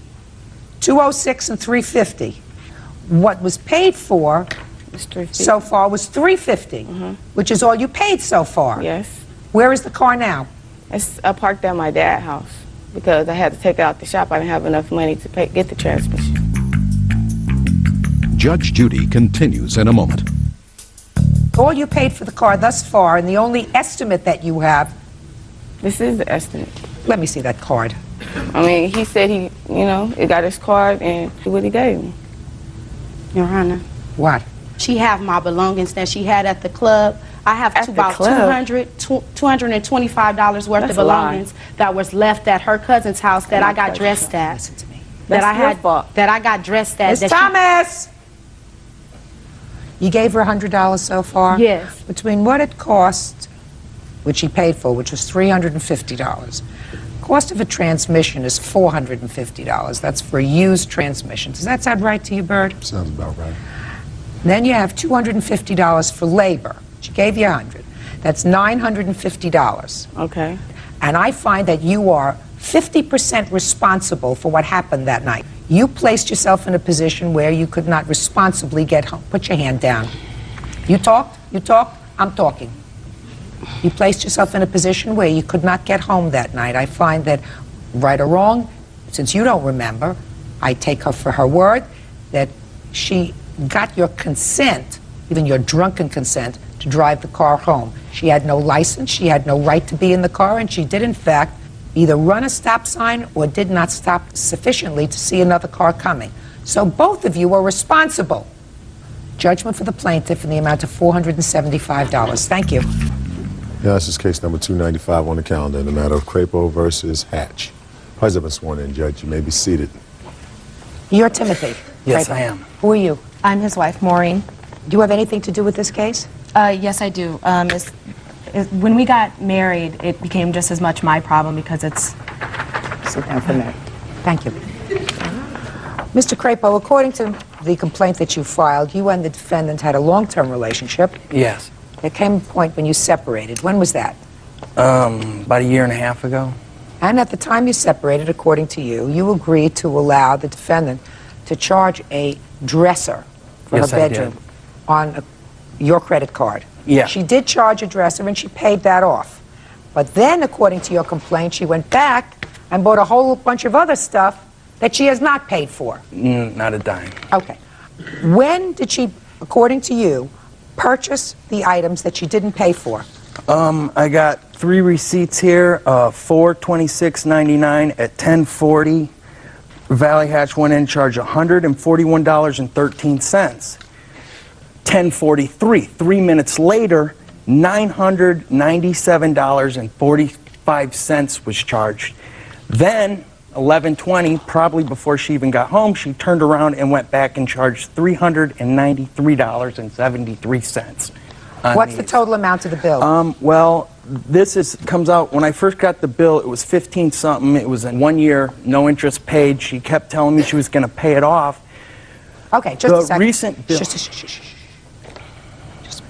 So when you first were notified of these charges, Yes. did you call her? I didn't know how to get a hold of her, so I went to her work.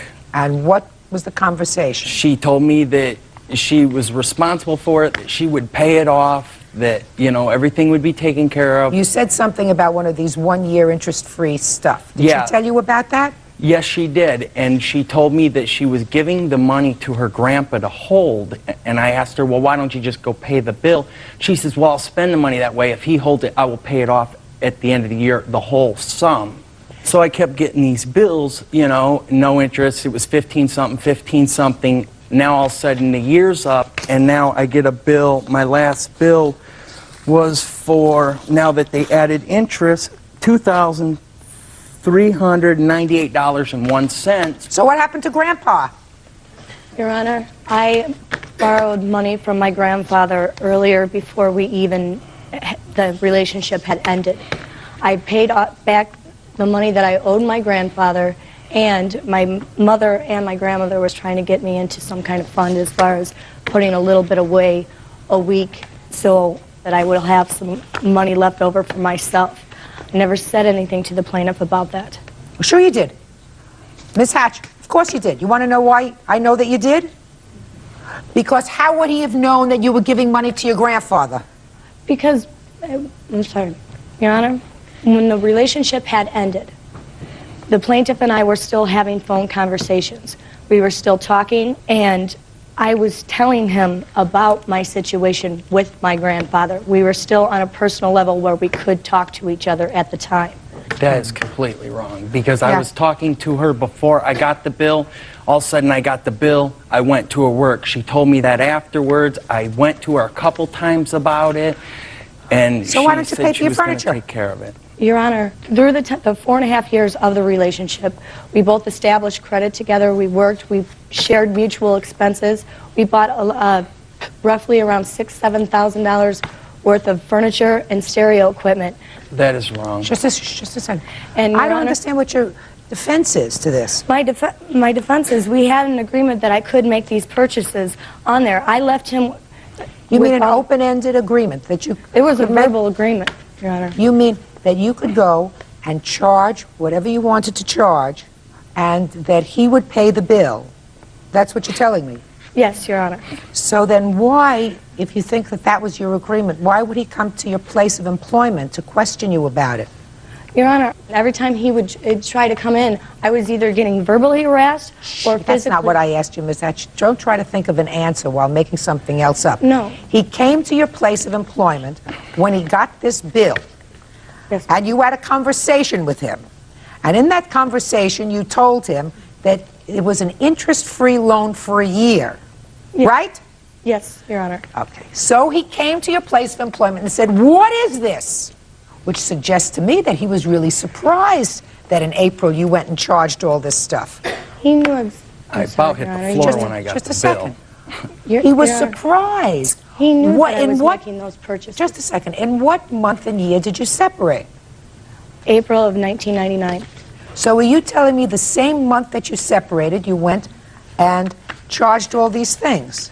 Your Honor, when I left with the clothes on my back. whatever we had established together in the 4.5 years was left behind. I told We her didn't that establish nothing Just a second. together. Now, just a second.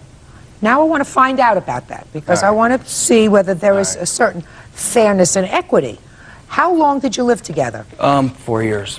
She lived with me about 2 years with my mom, and then we moved out the last 2 years. The last 2 years, our relationship wasn't that good. She moved out a few times back. Just a second. And let me ask the all right. questions and get the information that I need. All right. Okay. So you lived together for 2 years on your own. Yeah. What kind of work were you doing in 98 and 99? I'm a union carpenter. And how much did you declare that you earned in 1999? $48,000. And what kind of work were you doing?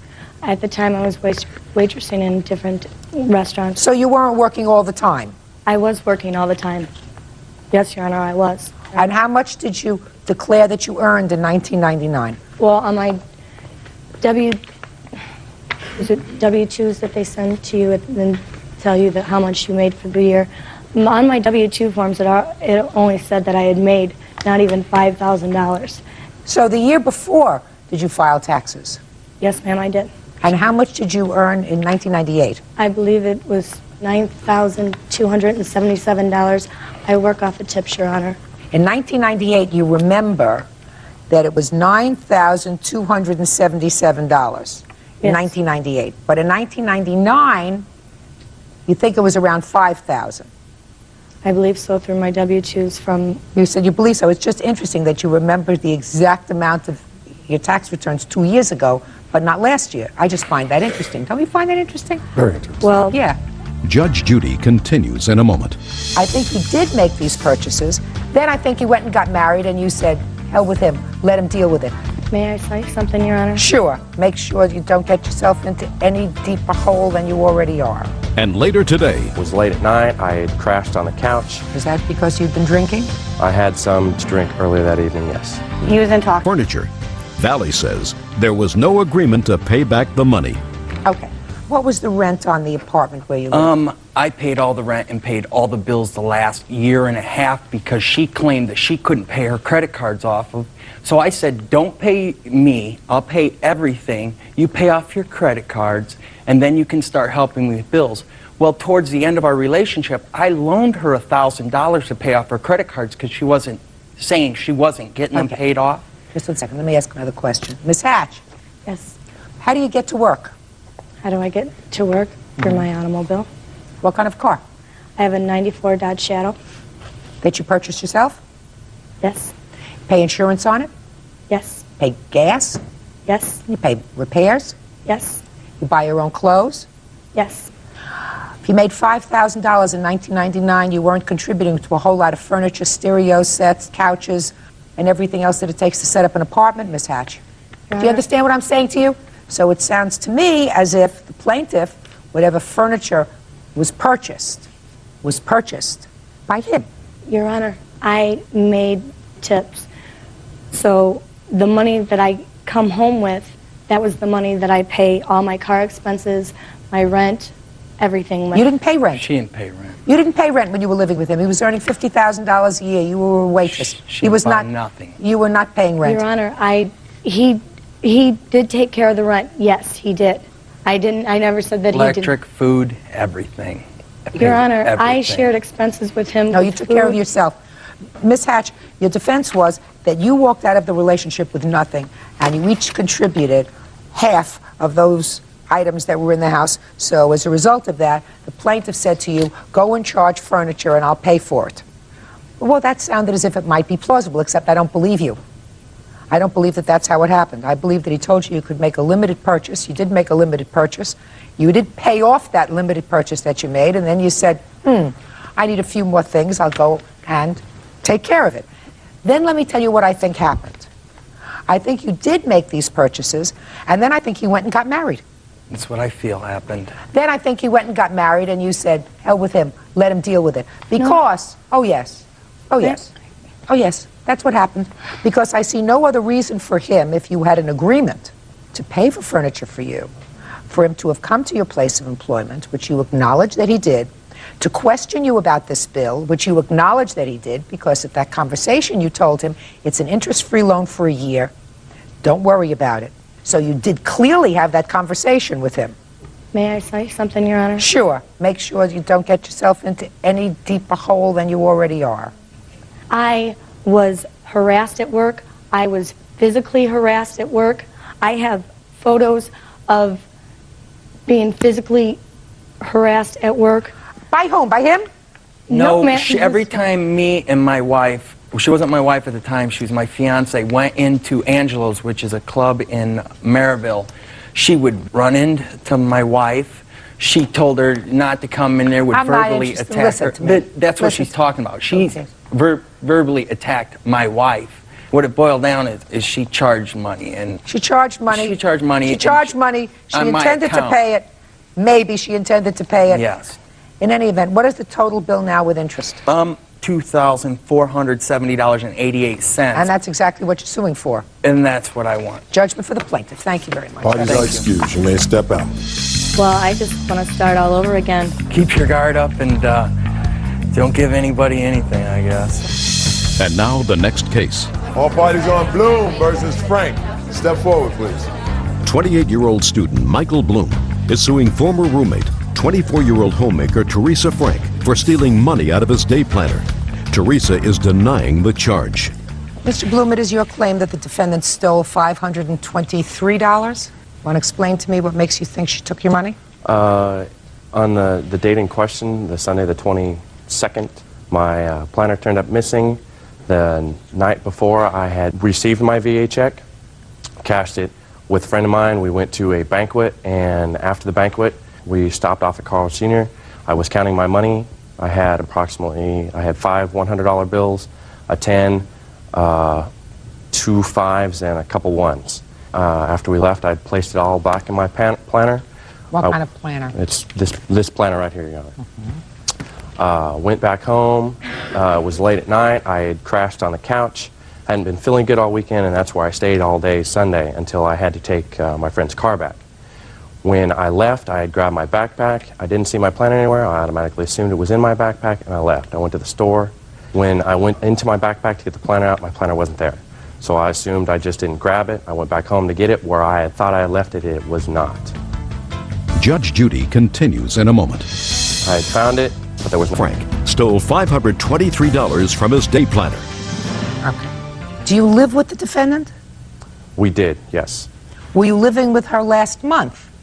Yes. Was this a roommate of yours, your girlfriend? What was it? Just roommates, just friends. How long had she been living there? Over a year, Your Honor. So you have 2 different bedrooms? Correct. Okay. Go ahead.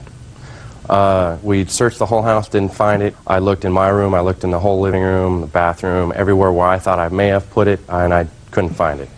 A little while later, she was outside with a friend of hers smoking a cigarette. Just instinctively, I'd checked her room. Maybe her son got a hold of my planner, and that... How old is her son? Almost 2 years old. Go ahead. So I instinctively checked her room, thinking maybe he got a hold of it. I had found it in a brown paper bag. There was some of his toys and some clothing in it, and there was everything else was in the planner, but there was no money in it. So what'd you do next?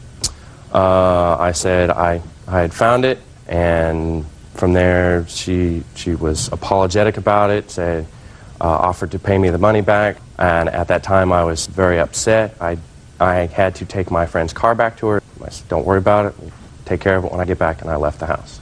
When did you return to the house? Later on that evening. What happened later on that evening? She brought up that she feels that she shouldn't have to pay the full amount that was in the planner because she didn't know that was in there. She offered to pay half, $250, and I went to bed after that. So what happened? The next morning I got up. Per the verbal agreement that we had the night before, I wrote up a simple statement saying she would pay me the $250 by the 30th, which was that Monday, which is what we had discussed the night before. She didn't want to sign it. Did she ever say that she took the money? No. Did she offer any explanation as to why the planner was in her room? Not that I recall, no. Okay. When you said you came home and crashed that evening, was that because you'd been drinking? I had some to drink earlier that evening, yes. And is that why you crashed on the couch? No, at the time my computer was on the coffee table in front of the couch.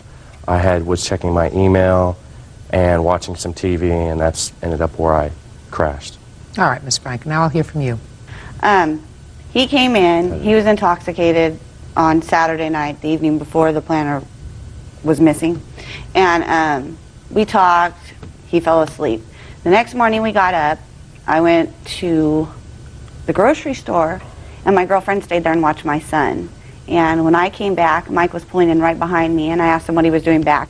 He said it would be nice to have a license. So, was looking around. I asked while I was bringing the groceries in, what are you looking for? He said, my planner.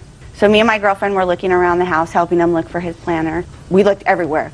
Prior to him going into my room, we had been in my room dumping out toy boxes because my son does get into, he has gotten his planner before and ripped everything out of it. So we were going through toy boxes, everything in my room as well as everywhere in the house. And we didn't find it. Well, I didn't know where else to look. I said, well, I'm going to go outside and smoke a cigarette. My girlfriend came with me. When we came back in the house, the planner was sitting on the couch. I said, well, isn't that your planner? He said, yes. I said, where did you find it? He said, in my room. In your room? Yeah. I laughed. Who was this girlfriend who was there with you? She's just a good friend of mine. When did she come to the house? She came there with me that day, and she was watching my son and her daughter while I went grocery shopping. She was there by herself. Did you ask her whether she took your money? Yes, I did. What'd she say? She said no. Could she have taken your money? It's highly possible, Your Honor. Anything's possible, I suppose. Judge Judy will continue in a moment. Okay, so let's talk about this for a minute. Had you gotten VA checks before? Yes, I have. Had you cashed them before? Yes, I have. Did you keep the money in the planner? Yes. Any money ever missing before? My planner has come up missing before. No. Any money No, ever not missing the before? money specifically, no, Your Honor. So if no money had ever been missing before in the year that she had been living with you, and if there was at least one other adult in the house, why would you assume that it was her? I didn't make no assumptions, Your Honor. I was going on the best evidence that I had at the time. Just a second. When you came home, her friend, who was also babysitting, was in the house. That is correct. And was in the house for quite some time alone. Correct. So it is possible, Mr. Bloom, that, and I'm not attributing this to your friend, but it is possible that the friend found your planner, took the money, and put the planner in a bag in the room. Correct. So how can I find in good conscience, sir, by proof that is even a preponderance of the evidence, that she stole it? How can I find that? I don't know, Your Honor. I don't know either. You just answered the question. Thank you very much. Case is dismissed. Thank Now, this is case number 245 on the calendar in the matter of Bent versus Richardson. Parties have been sworn in, Judge. You may be seated. Mrs. Bent, the defendant is your brother? Yes. And your wife? Yes. This is your husband? Yes. According to what I've read, you were living in a house that you owned. Yes. And you were moving to a new house. Yes. You and your brother made an arrangement where they signed a lease to move into your old house. Right. With his family. You were expecting your first child. Yeah. When was that lease signed? Lease was signed on the 15th of June, And when were you supposed to move in? the 16th of June. And what was the rent? Rent is $550. Can I see the lease, please?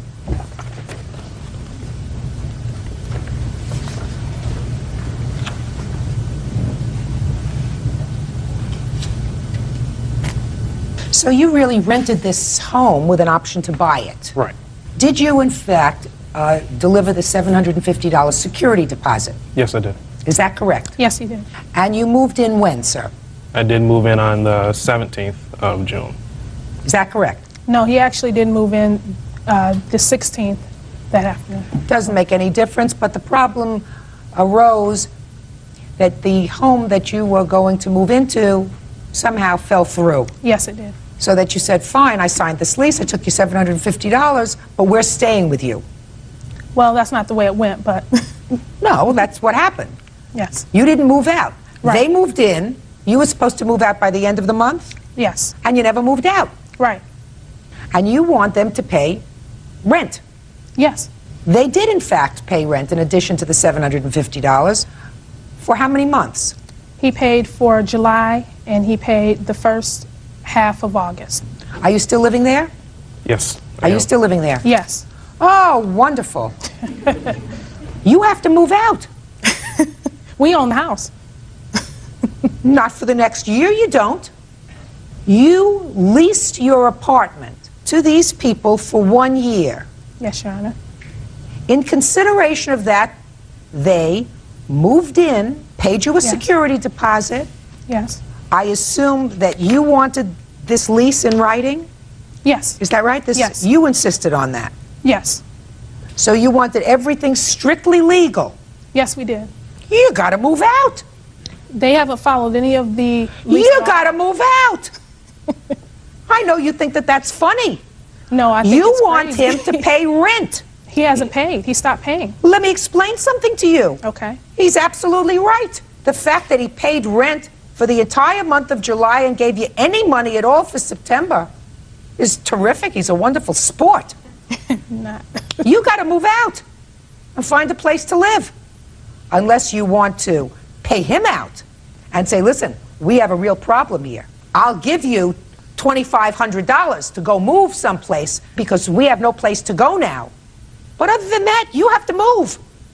Your Honor, he has violated that lease over and over again. No, no, no, no, no, no, no. Yes, You ma'am. want to stay in your house. Well, no, we didn't. The house that we actually tried to purchase another house. Yeah. Not just the one that was the original house that we were going to purchase. And that house, because of what they had done to us, that whole thing also fell through. What do you mean what they That's did to not you? correct. What, like, what did they do to you? First of all, his cat destroyed my home. Oh, he didn't destroy your home. I read that. Yes, I he read that did. nonsense. He did. I have Go ahead. pictures. He Go destroyed ahead. the home. Go ahead. He called the police on me and tried to have me arrested for assault and told the police that he was going to have my call protective services to have my children taken from me, and he threatened my children. That's not Just correct. a second. What does that have to do with buying a second house? Because what I'm saying is all the different things that were going on, they weren't paying the rent that they agreed to pay.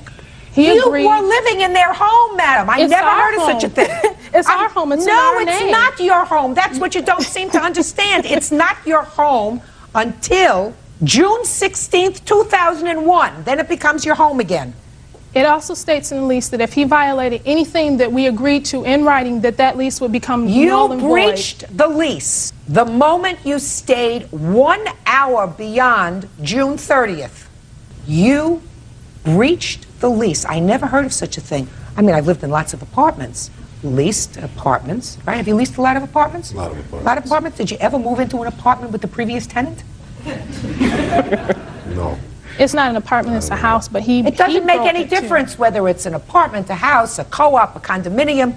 You own it, Yes. but you have given up, pursuant to this lease, your right to occupy it for 1 year. But, Your Honor, the house is not paid for, and the house is also in pre-foreclosure because they have not paid. So They're not gonna supposed to take pay the rent. house. You pay rent. He's No, not. no, no, keeping listen to his me. rent. You pay the rent. And we have. Good. Then why should your house be in foreclosure? Because he wasn't paying on the schedule that we agreed to. He didn't pay because he moved into our home without a job. When he moved into our home, he That's didn't even not have correct. a job. That is not Yes, correct. it is. I Hey, talked Miss to his Bent. boss. No, it is Miss not. Bent, Yes, Your Honor. let's get it together. You breached the lease because of circumstances perhaps beyond your control, Yes, because it you was. lost your house. But you can't expect him to pay rent on an entire house, which is what you're looking for, when he doesn't have the use of an entire house. But, Your Honor, he does have use of the entire house. The thing is, No, him and I his don't. wife, look, yes, you do. Him and his wife and his baby, we've inconvenienced ourselves. We took our children and put them all in one room, him and his wife, and he told us That's they didn't his have room. anything. No, no, right. that's Yes, his and that's room. what I'm saying. It is his room, but he also has use of the whole house. He can cook and clean and do whatever, but, excuse me, he doesn't clean, so I take that back. He cooks. He has Okay. use of everything else. They haven't, and it also states in there that he's supposed to mow the lawn and all of that. My husband does that once a week. He doesn't do any of You that. live there. That's right. That's what I'm saying. Oh, That's you're not, listen to me. You're not getting it. You're not supposed to be there. You have to move out, if that's what they want.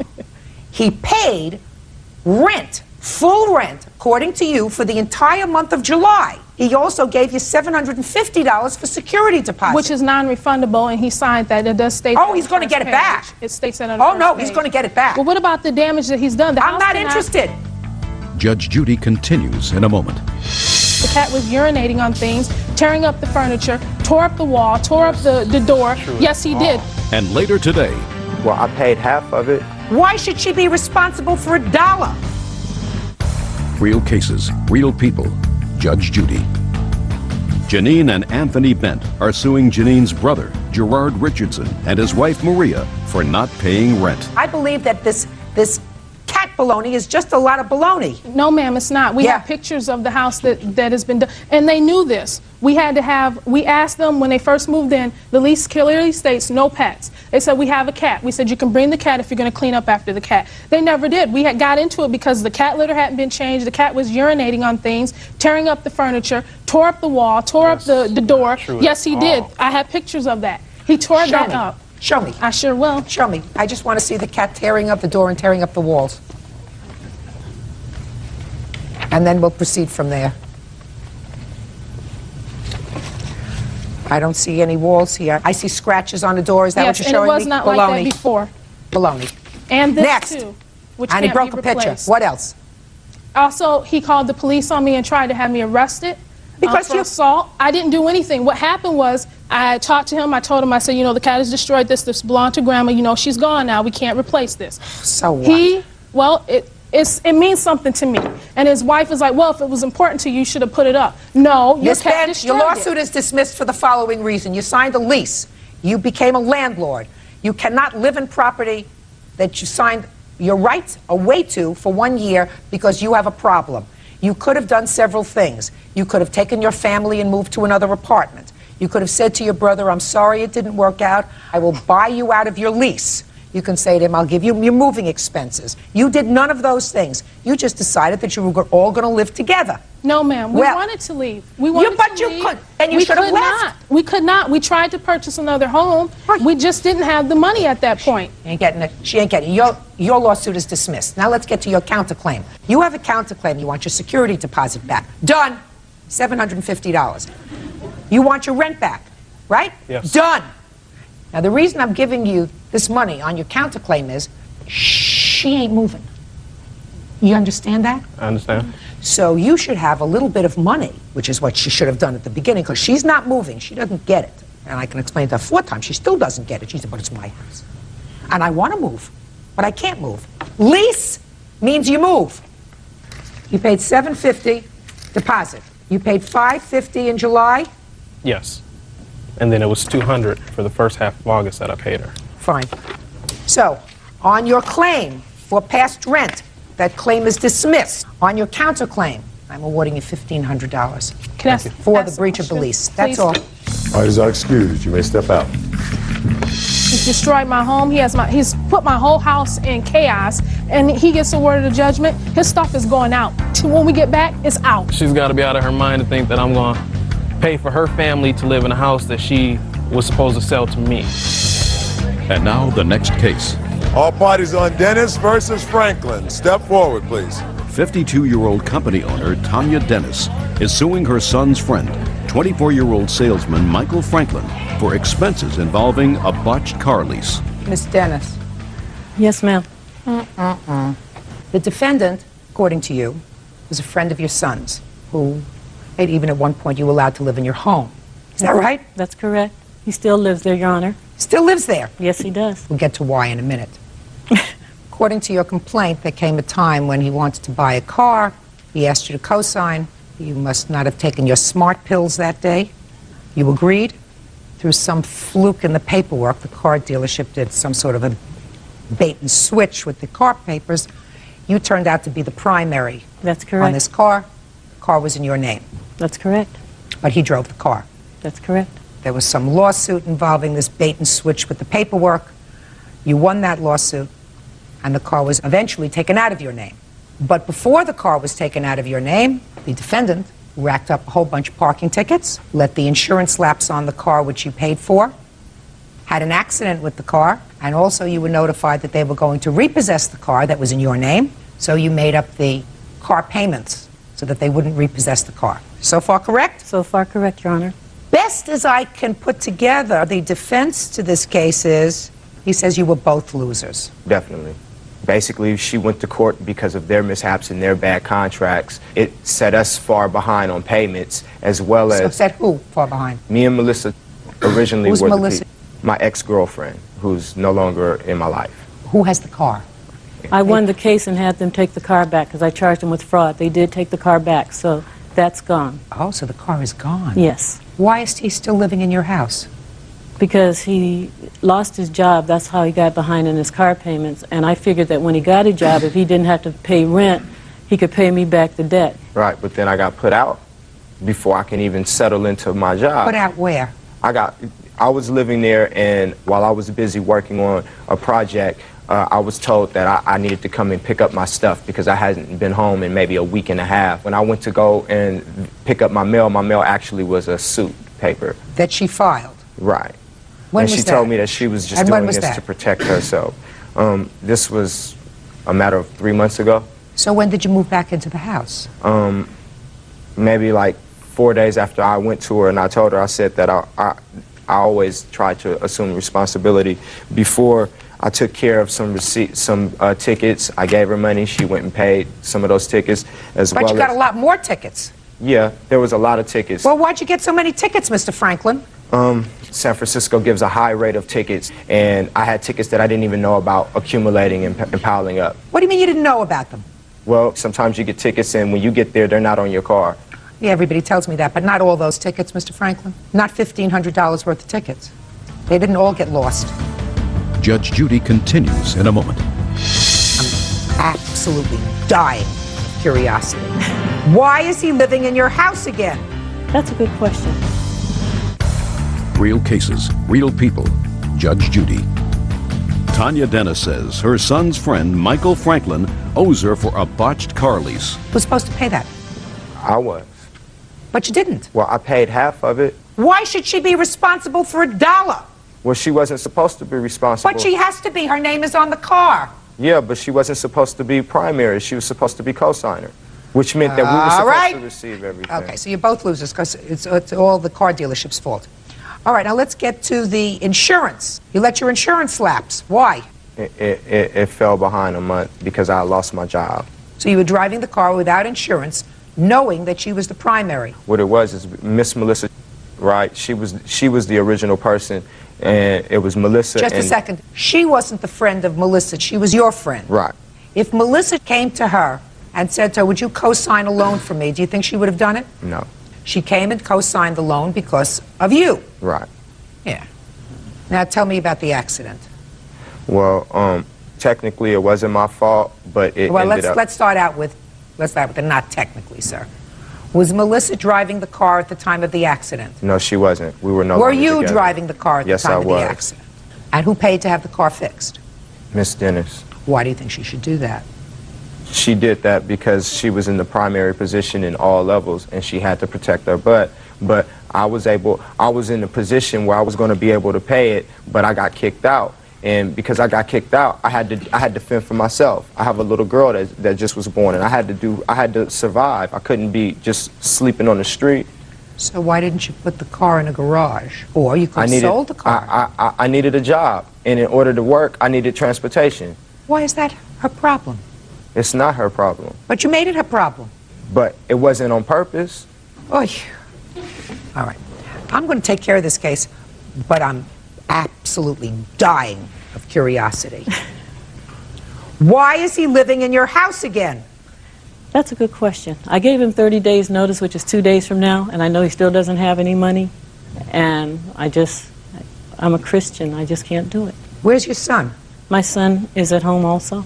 They stay in my back rec room. What does your son do for a living? He goes to college and he's a music engineer. What kind of work does the defendant do? He right now is signing up people for long distance, and he's a rap star, a rap artist. Does he work with your son? Yes, he does. Oh, that's what I thought. Judge Judy continues in a moment. What prompted you to file the small claims suit when you filed it? How long ago was that? I filed it, I believe, about 3 months ago.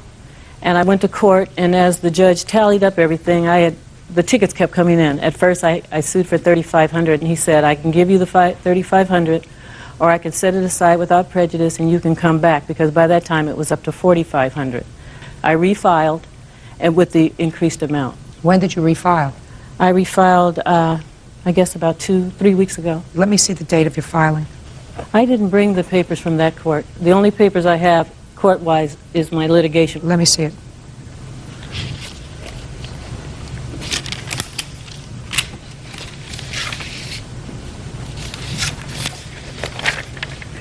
I charged them with fraud and breach of contract. How much did you collect? I settled out of court. They took the car back, and I had to make the car payment for that month.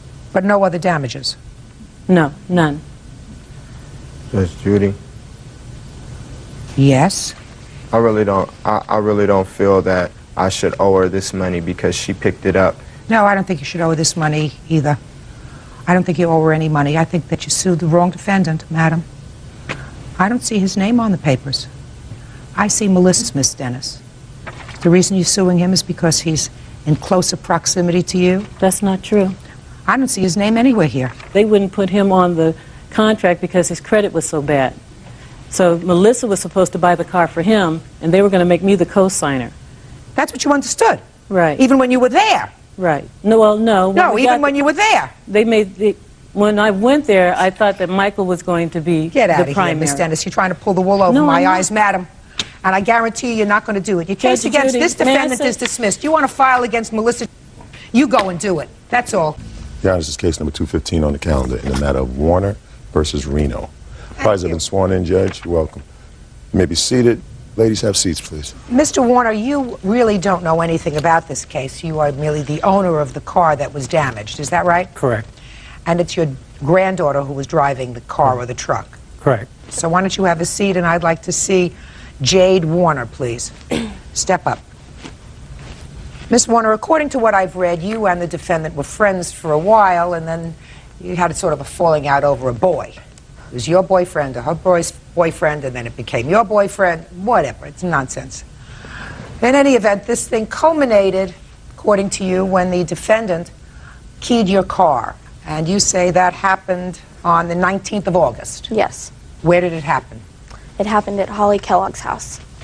And what makes you think that the defendant, who denies that she did this, was involved in keying your car? At 9:55 p.m. on August 19th, Holly called me because she needed a ride home from her work. I went up there to go pick her up, and as I was walking out with Holly, Jessica was standing by my car. Okay, so you know Holly? Yes. Well, according to your answer, I read your answer, you said she was a friend of yours. Yes. Okay, continue. Okay, I was leaving Coach's, and... Coach's is what? Holly's work. And Jessica was in a truck, a white truck, with her other friend, and they followed me from Holly's work to Holly's house, which is about 5 miles. As we went into Holly's house, I parked my car. We went in there. I was getting a couple of things out of Holly's room. Holly was closing her blinds. As she was looking in her blinds, she saw Jessica circle... Don't tell me what she saw. Where is Holly? Holly is right there. Step up, please. No, you can stay. Okay. Right next to her. All right, so the plaintiff picked you up from work? Correct. Drove you home? Correct. You all went inside. According to the plaintiff, you observed something when you were closing the blinds when you got Correct. into your house. What did you observe? As I was closing the blinds, I looked out my window and noticed there was a white truck and pulled up like closely to my driveway, and we have a security light outside that comes on and like a motion detector. And I looked out to see a like white truck with designs on the side. I noticed that it was the truck that Miss Reno had been riding in as they had followed me to my house from work. How do you know that they had followed you home? Did you see the truck?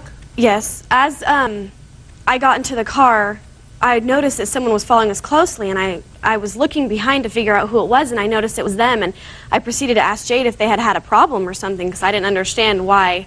When you said you saw it was them, did you turn around to look in the rearview mirror? I turned around and looked, and she had switched lanes, and so I saw that. I saw that it was completely Jessica and her friend in the white truck. Okay. Now, when you got to your house, did you see the truck? They Before you looked out the window? Correct. Did you see the truck as you pulled into... No. Pulled up to your truck? As I had made a right-hand turn to turn onto one of the streets that leads me to my house, they had gone straight. As I watched them like speed off, I saw Jessica with her hand out the window, flipping us off, yelling something, and I didn't understand at that point what was going on, because as far as I knew, her and I had been friends. Okay. Now you're inside the house, closing your blinds. Now you're going to tell me exactly what you saw. Okay. As I look out my blinds, I see that there's the same white truck, which there was a driver in the car, which was Jessica's friend. Jessica was walking around Jade's car, and her hand was down here. And I was trying to figure out what was going on, and as I looked and glanced a little bit longer, I could see that she was keying her car. And I didn't want to walk outside, so I stayed inside and yelled for my mom, and my mom came out, and then I saw the truck speed off. Then you went outside after this? Correct. What did you observe when you went outside? There was key marks on my car. Do you have photographs? Yeah. May I see them, please? On the photographs, you can see the metal that has been, but it's clearly the 4 panels on each side of the car. Certainly is. Okay, Miss Reno, let's hear you. Okay, I brought my friend Jessica. Don't tell me you brought your friend. You look at me. Okay, about 9:20, my friend had picked me up from my house. We went over to my friend Jason's house, and he wasn't there. His roommate had told us that he was going to Coach's to have dinner with his family and then going to Sharky's to play pool. So we went over to Coach's, and there we had seen Jade, and we saw her car after we came out.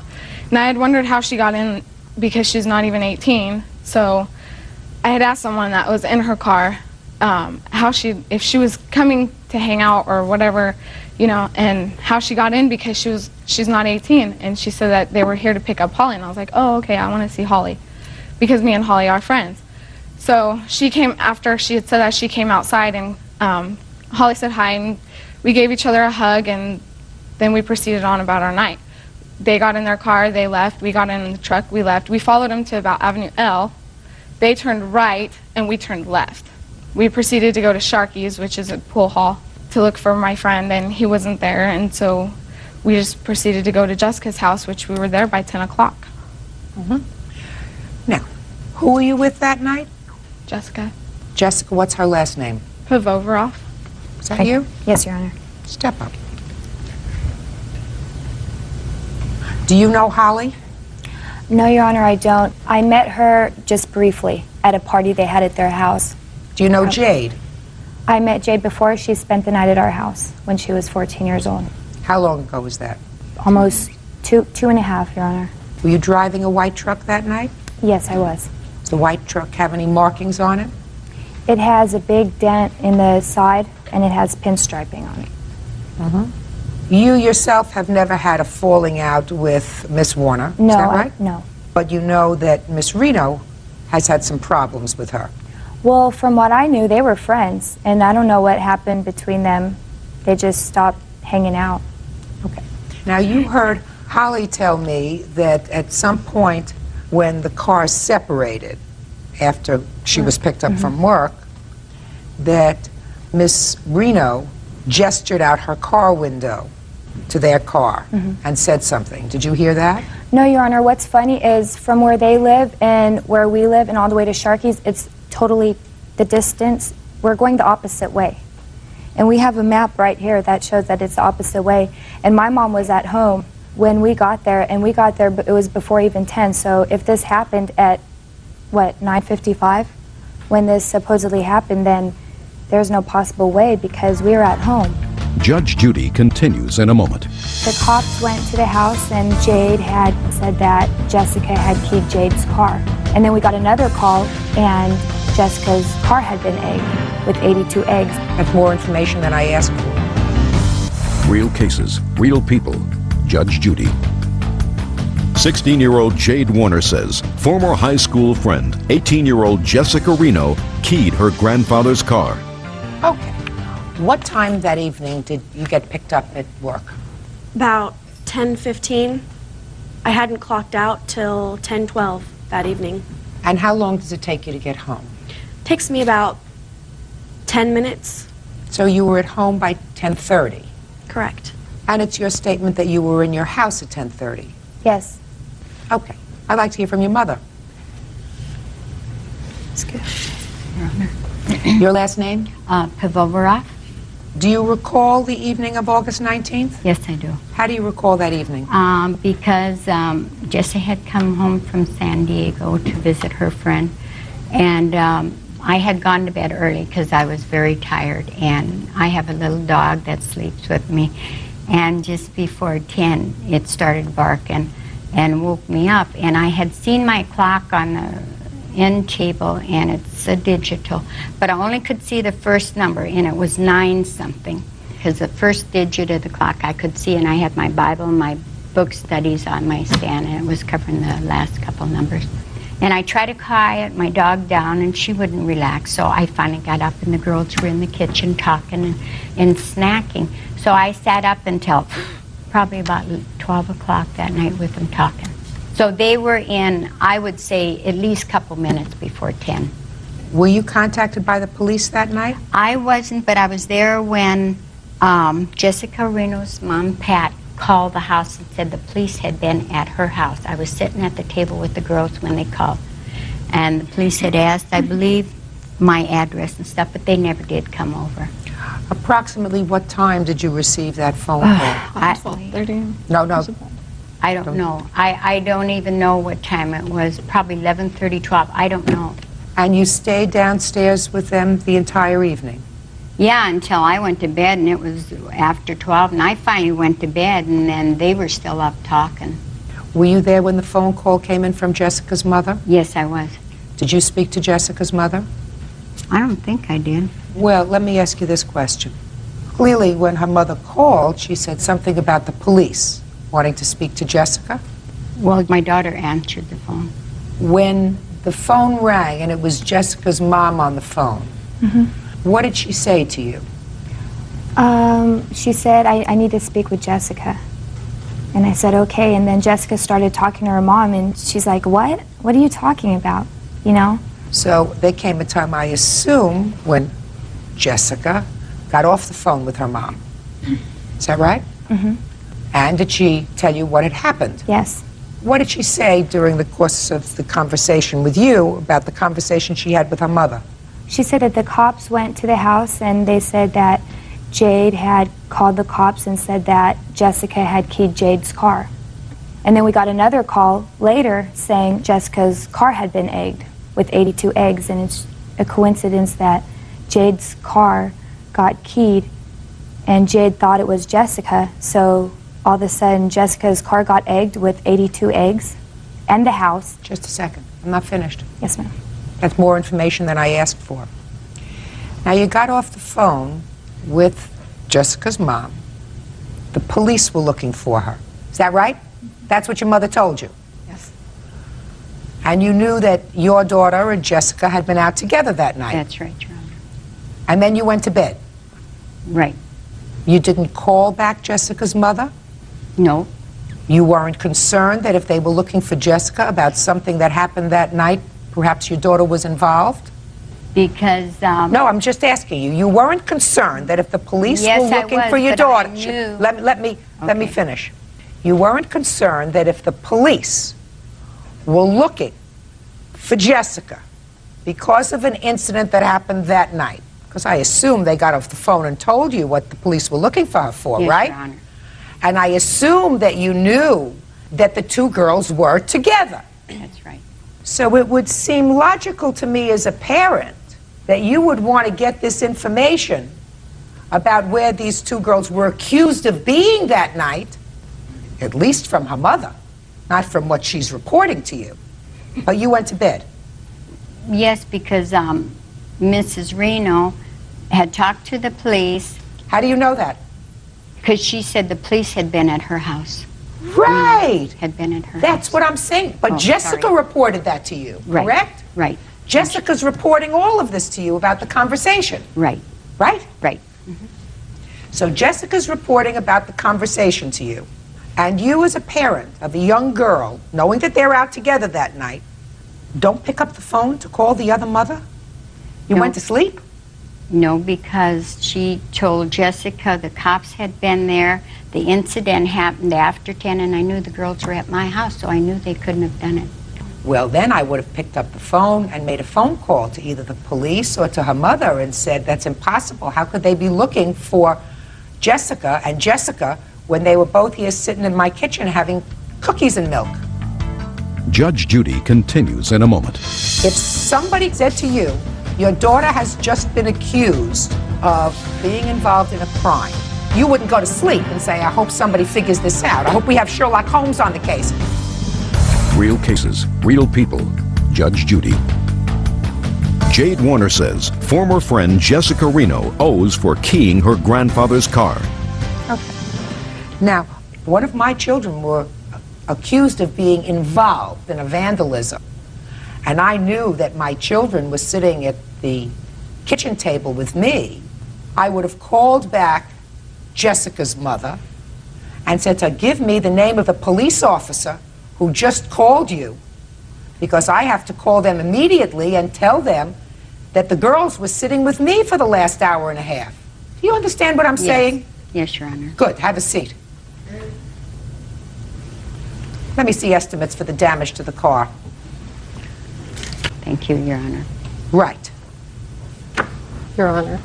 Who wants to say something? Sure. I'm Jessica's mom. Mm-hmm. The girls were at my house, left at 9:40. We have brought a map, or 9:20, I'm sorry, of the 3 places they went. I don't believe that they went to the 3 places, madam. Your daughter does not deny the fact that she was at Coach's. The only discrepancy is where they went after Coach's.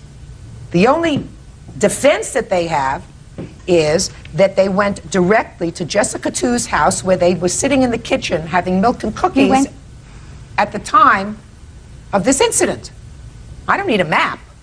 I need the truth. And she knows exactly what I'm talking about. Because if you are a concerned parent, now just figure out what I just said to her. If somebody called your house and said to you, your daughter has just been accused of vandalizing property or being involved in a crime, and you knew she was sitting at your kitchen table during that time, all night, would you not contact the police and tell them that immediately? Would you not do that? I would do that. Of course. You wouldn't go to sleep and say, I hope somebody figures this out. I hope we have Sherlock Holmes on the case. You would pick up the phone and you would call immediately. This lady, who's a very nice lady, has a daughter who's driving a car, a truck, who at least could be considered, if this were true, an accomplice. But her daughter was not accused of this crime. It was just I'm telling you, if you are driving the car in which somebody is using as a vehicle to get away from performing a crime, they call that in movie land the getaway car. Then you pick up the phone and you say, the girls couldn't have been involved with that because they were with me. Right? Of course. Judge Judy will continue in a moment. I'll tell you one of the things that I found most interesting, Miss Reno. There is a witness. There is an eyewitness. And the eyewitness is somebody who, according to you, was a friend of yours. Because I'm going to read from your answer. Holly is a girl who I've been friends with for years. Holly said hi and gave me a hug. This was at Coach's that night. So you have to say to yourself, why in the world would somebody make up a story about having seen a friend commit a crime unless it were true? When somebody is a crime victim, they don't want just somebody to be punished. They want the right person to be punished. They don't want the wrong person to be punished. That doesn't make them feel good. So I can understand it. If you two girls had had a falling out and you accused her, anyway, maybe you were making it up, maybe it wasn't her, maybe you thought it might be her. But when Holly says she saw you, and then your mother doesn't give me a very maternal answer as to what she did after she found out that the police were looking for the girls by going to sleep, I find that I am convinced by the required quantum of proof in this civil proceeding, which is proof by clear and convincing evidence, that you, in fact, are responsible. And the damage is $1,648.22. Judgment for the plaintiff. Parties argues this case number 233 on the calendar in the matter of Vos versus Ray, Whitfield, McCormack, and Powell. Parties have been sworn in, Judge. You may be seated. Who's Powell? Me. Stand over there. Who's McCormack? Right here. Ray.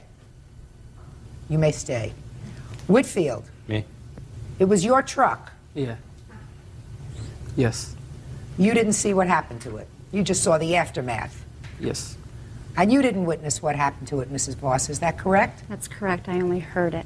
It is your claim, however, that these 4 young people, while in a state of drunken intoxication, decided to use your son's truck for baseball practice, whatever, totally destroying it. There was one other person allegedly involved who, according to your complaint, has in fact made some restitution to you for the damage. Is that right? Correct. How much did you receive from this Russell person? $240. And what was the full extent of the damage to the truck? $1,199.45. Okay, so let's start out. You are in your home, it's the 24th of April, it's in the evening? Correct. And what did you hear? I was sleeping and I was awakened to a bunch of just noise. At the time, I thought it was garbage cans or street signs, people banging on it. Got up, went into the kitchen, and kind of went outside on the front porch. At that time, I saw some children. It was dark. I couldn't identify them. Further down the street at what I thought was knocking over a garbage can. I saw 3 children at that time pass by, 2 on one bicycle and 1 running behind. When you say children, you mean little children? No, I'm sorry. Teenage children. Male or female? I could not identify them. Go ahead. I went out to retrieve the garbage can. When I got to the bottom of the steps, that's when I heard somebody yell to kick the truck. So knowing my son's truck was parked down the street, I went into the street. And it's that time I saw my son's truck out of the assigned parking spot, actually pushed out and turned in the street so that I can see it at the end of the road. And there was just banging on it. I couldn't tell how many were around it because it was sideways in front of me. I don't know who was behind it, but I could hear that same noise that woke me up. So I yelled at them to get away from the truck, and they fled. How many people did you see fleeing? The light, it was dark. I really, honestly could not tell you. Was it more than 1? Yes, and probably more than 2. I can honestly say more than 2. Did you go down to inspect the truck? At that point, I yelled for them to get away as I was running towards the truck, and then I went back to call the sheriff. So you didn't go to the truck, you didn't go anywhere near there? No, it was dark. That's smart. And you waited for the sheriff in your home? At that point, I woke my husband up. He went down to the truck, and we waited for the sheriff at the time. And you went with him? Yes. What did you see when you got down there?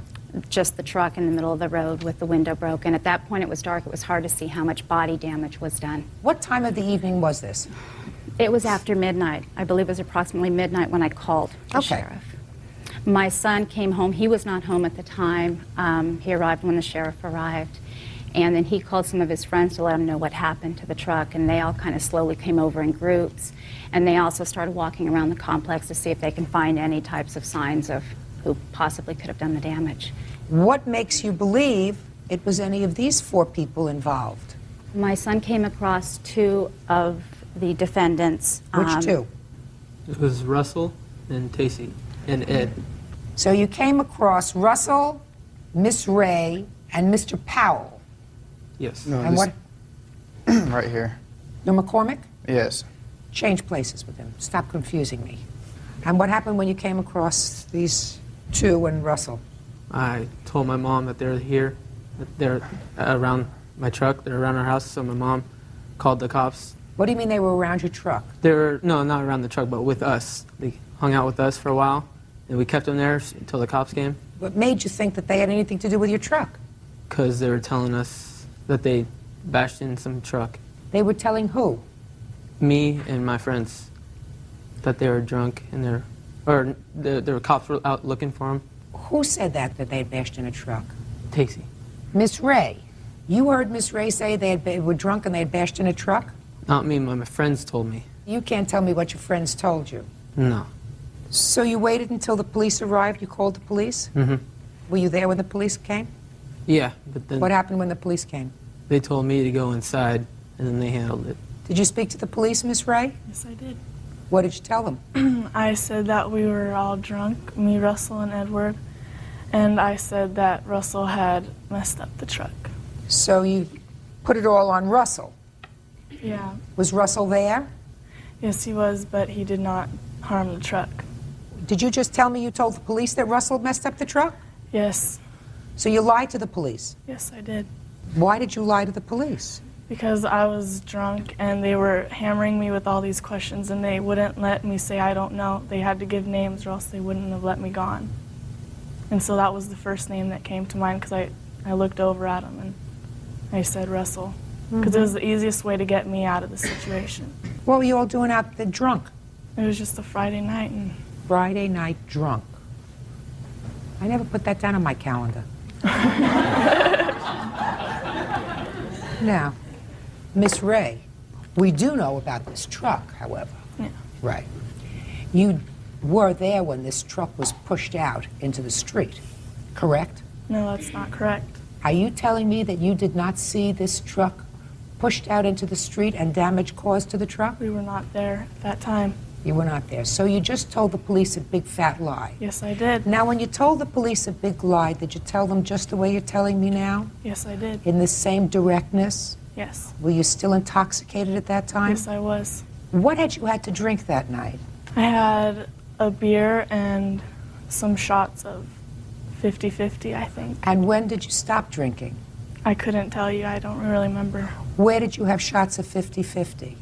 At this old abandoned house down the road. How old are you? 14. How many people were at this old abandoned house? It was all of us in Russell. Is that the first Friday night that you had gone to that house? Yes, it has.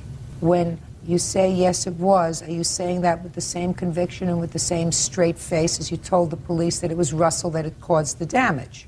No, that was the first I'm not. Do I look at you? Are you saying it with the same conviction? Conviction. With the same honesty? Oh, no. So when you told the police, you had a dishonest look on your face? Yes. As if you were telling them a lie? Yes. As if All I right, were just a second. I'm not finished with you yet. Judge Judy continues in a moment. Who brought the booze? I don't know. Don't really remember. It was just chill. Nobody remembers. Don't ever think you can get over on me. Ever. You understand what I'm saying to you? Real cases, real people. Judge Judy. 17-year-old Chris Walsh and his mother, Michelle Vose, say teenagers Tacey Ray, Dan Whitfield, Zach McCormick, and Edward Powell vandalized his truck. The teens say they didn't do it. So based upon your lie to the police that you indicate to me, Miss Ray, you were drunk and you had the look on your face of someone who was making up a story, right? Yes. The police took Russell into custody. Yes. Now, when you saw that they were taking Russell into custody, did you see them put Russell in handcuffs? Ew. Yes, ma'am, I think so. Did you see him being placed in a patrol car? Yes, I did. Was he placed in the front seat or the rear seat? The rear. Was there another police officer with him in the rear seat? No, there wasn't. How many police officers were in the front seat? There was none. They were still out questioning us.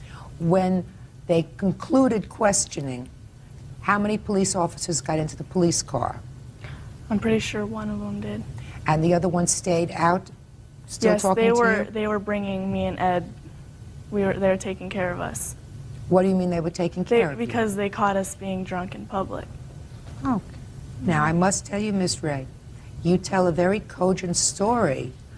Your memory seems to be very, very precise with every detail about something that happened 6 months ago for somebody who was really terribly intoxicated that night. Do you understand what I'm saying to you? Yes, I do. Good. Now, Russell was in fact arrested on this charge. Is that correct? I couldn't tell you if he was arrested. Well, let's try, because Russell must have contacted you at some time after Russell sobered up and said to you, why did you put the blame on me for something that I had nothing to do with? Yes, he did. He called me. Of course he did, right? Mm-hmm. You don't have to be a genius to figure that out. Did you say to him, what happened, Russell? Yeah. Did he tell you he was arrested? Yes. Did he tell you he was charged with vandalism? Well, a month ago, when they first gave us the charges, we all knew. Did Russell plead guilty to vandalism? Yes, he did. Interesting. Now, I assume Russell was sober at the time that he pled guilty to vandalism. Judges usually do not accept guilty pleas from intoxicated defendants. So you mean you made up this story about Russell? And since everyone you were, else. Just a second. I'm not finished with you yet, Miss Ray. So you made up the story out of whole cloth about Russell, that he was the one who damaged the truck. And Russell decided to plead guilty to damaging the truck, even though it wasn't him. That's what you said.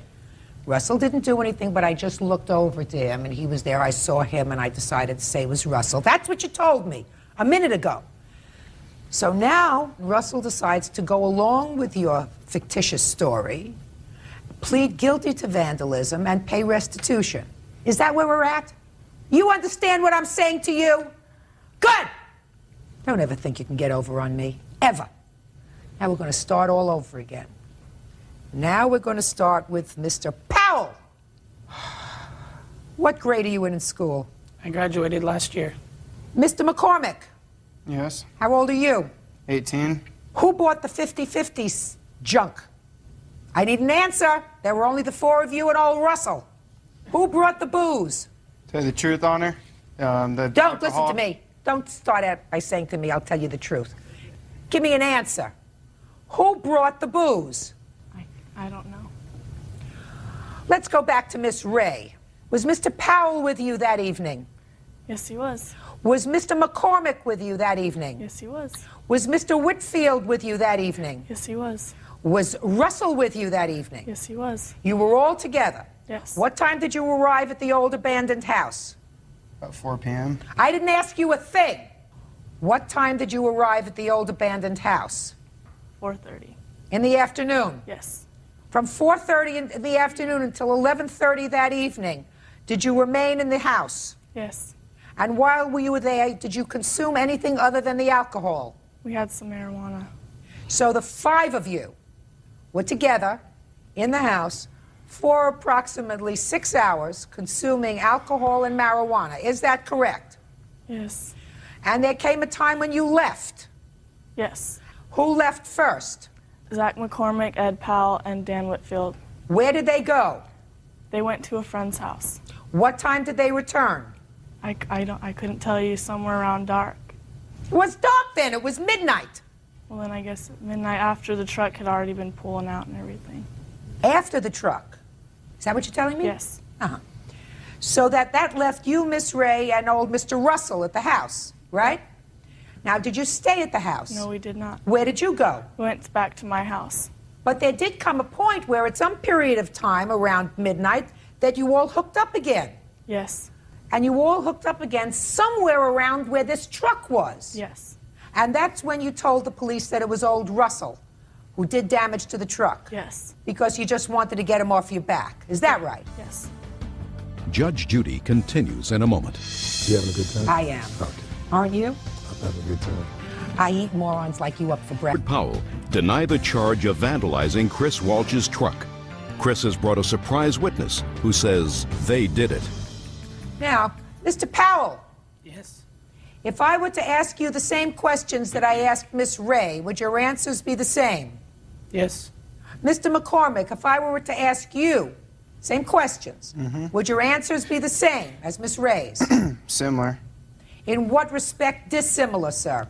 Everything's the same except the part where she says that, actually, it's been quite a while. It's almost been 7 months, Your Honor. So just say, I don't remember. Yeah, I don't remember. It's Good. about the same. Then just say nothing else. Now, Mr. Whitfield, if I were to ask you the same questions as I posed to Miss Ray, would your answers be similar or dissimilar?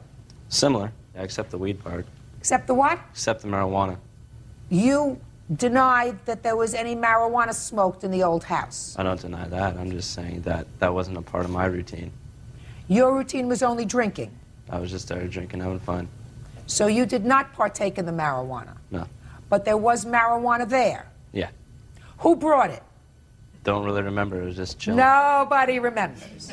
Nobody remembers how the marijuana got there, and nobody remembers how the booze got there. Is that right? Yes. Now, you are telling me the truth, are you not, Mr. Whitfield, that you do not remember who brought the marijuana? Yes. Is that as truthful, sir, as all the other statements that you made today? Yes. Now, Miss Ray, do you recall who brought the marijuana? Yes, I did. Honest. Now, Mr. McCormick, do you recall who brought the alcohol? No, I do not, Your Honor. Is that answer as honest as all the other answers you've given me today? Yes, it is. This was so easy. You having a good time? I am. Okay. Aren't you? I'm having a good time. You should have read the answers that they wrote. Mr. Powell, do you recall who brought the alcohol? No, I don't. Is that answer as honest as all the other answers you gave me today? Yes. Your Honor, I also have another witness that actually spoke. That was one of my son's friends that was there when they confessed that they did Oh, that. I would love to hear that witness. It would make me feel only slightly better. Would you bring in a witness? Name? Would you give him the name? Christy Gashel. Christy Gashel.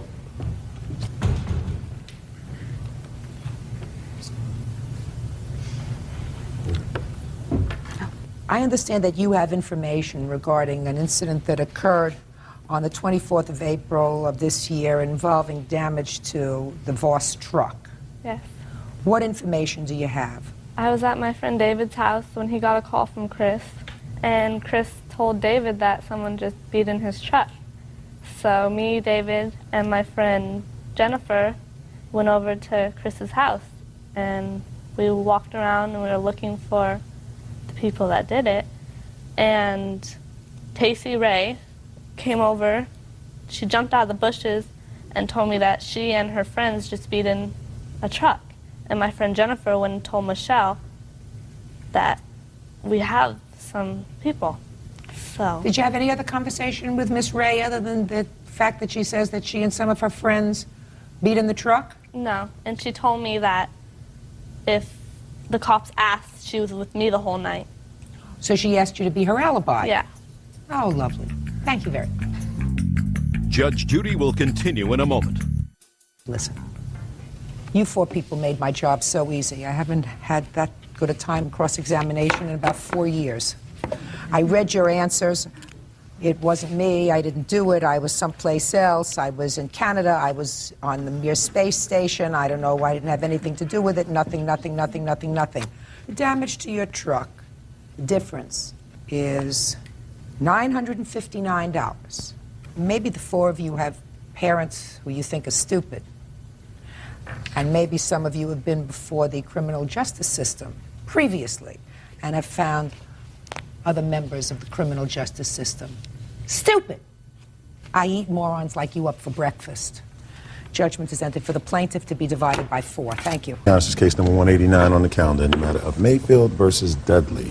Parties have been sworn in, Judge. You may be seated. Why don't the Young mothers men have a seat seats. for a moment, and let's have the 2 boys up here, please. Sean, right here. Right up here. Your name, young man, is Deshaun? Yeah. Yes. Much better. And you are Jason? Yes. And you boys had some problems, is that right? First you were friends for a while, but then you had some problems? Yes. Then there came a day in the schoolyard after school. Do you remember that day, Jason? Yes. A whole bunch of kids were standing around? Yes. And Deshaun, you were outside also. Yes. Tell me what happened. I was teasing him. How were you teasing him? I was saying that he liked the girl. What were you saying exactly? I Do you said remember? you liked her, that's it. Hmm? I said you liked her, that's it. And what did he say? I don't know that. Did you say anything to him when he started to tease you? Yes. What did you say? I said no. Did you like her? No. No. So you told him you didn't like her. Yes. And what did he say? He said over and over again What did he say over and over again? that I liked her. So you were really teasing him. Why were you teasing him, Deshaun? I didn't say it over and over again. Why were you teasing him at all? I was just playing with him. Is that the only reason you were teasing him? Yeah. No. What happened? After I said it a couple times, then I turned my head, and he came and slapped me, and my head hit a steel pole. How did he slap you? He went like this, and my face just hit a steel pole, because I was right by the pole. So he didn't punch you or anything. He slapped you with his open hand, right? Yeah. Yeah. And your head hit a pole, and what happened after your head hit the pole? I had a slight concussion, How do you know that? because I felt dizzy after he slapped me. Mm-hmm. Do you remember slapping him on the face? Yeah. Hmm? Yes. Why did you do that? I don't know. Because you were angry? Yes. Yes. You didn't punch him or anything. You just slapped him on the face. Did you see his head hit the pole? Yes. Did you get frightened? No. Did you go and call for help for him? No. Did he walk away? Yeah, he hit me. He hit me, then he walked away. Where did he hit you? My shoulder. So after you hit him, he hit you in your shoulder. Did it hurt? No. No. Now I'll see the mothers.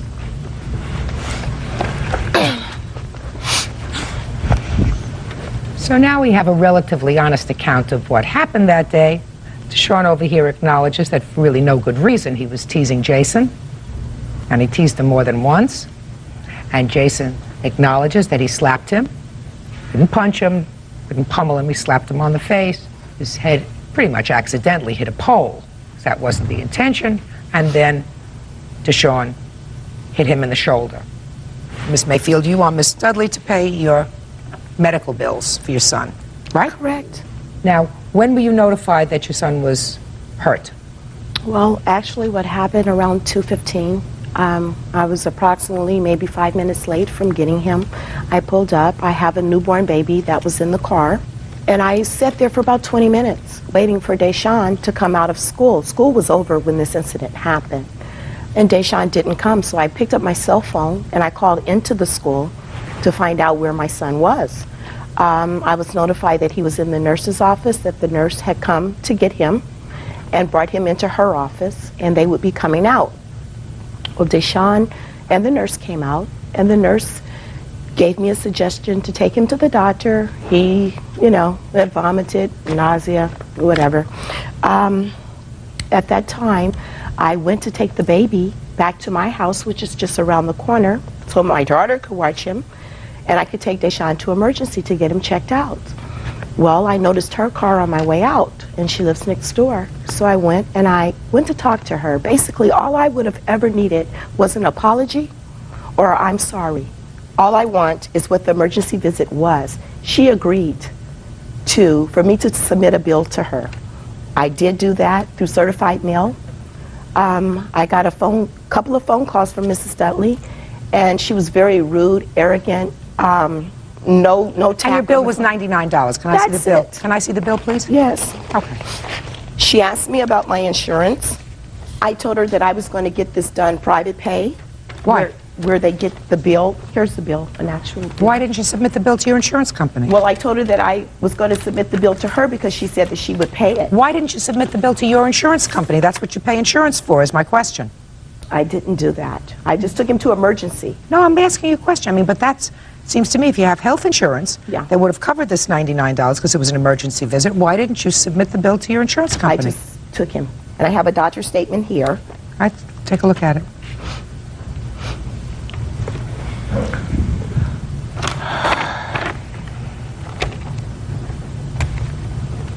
Okay, the first thing here is a lie. It said this is a 7-year-old child who was hit by an older kid with a fist. You never hit him with a fist, right? And he never hit you with a fist, is that right, Deshaun? No. No, he slapped you. Your Honor, could we possibly ask the kids how hard did he hit him? I'm not quite sure, but for his head to hit a steel pole, I'd just like to know how hard. How do you gauge that? Hard, very hard, medium soft? How do you gauge that? He certainly didn't punch him. No, I'm not saying that he did. He didn't punch him. There is nothing in this report that indicates that anything's wrong with him. No, thank Nothing. goodness he's okay. Nothing. And I have a couple of questions for you. I'm not excusing him putting his hands on your son. Okay. You can't do that. What kind of punishment did you give to your son? For teasing? Yes. Oh, me and his dad set him down, and we told him that that is not a proper thing to do. Absolutely right. No, most definitely. I don't condone it at all. Absolutely right. Put your hand down. You paying attention? Yeah. This whole thing wouldn't have started if you hadn't started to tease Jason, right? Yes. Why were you teasing him?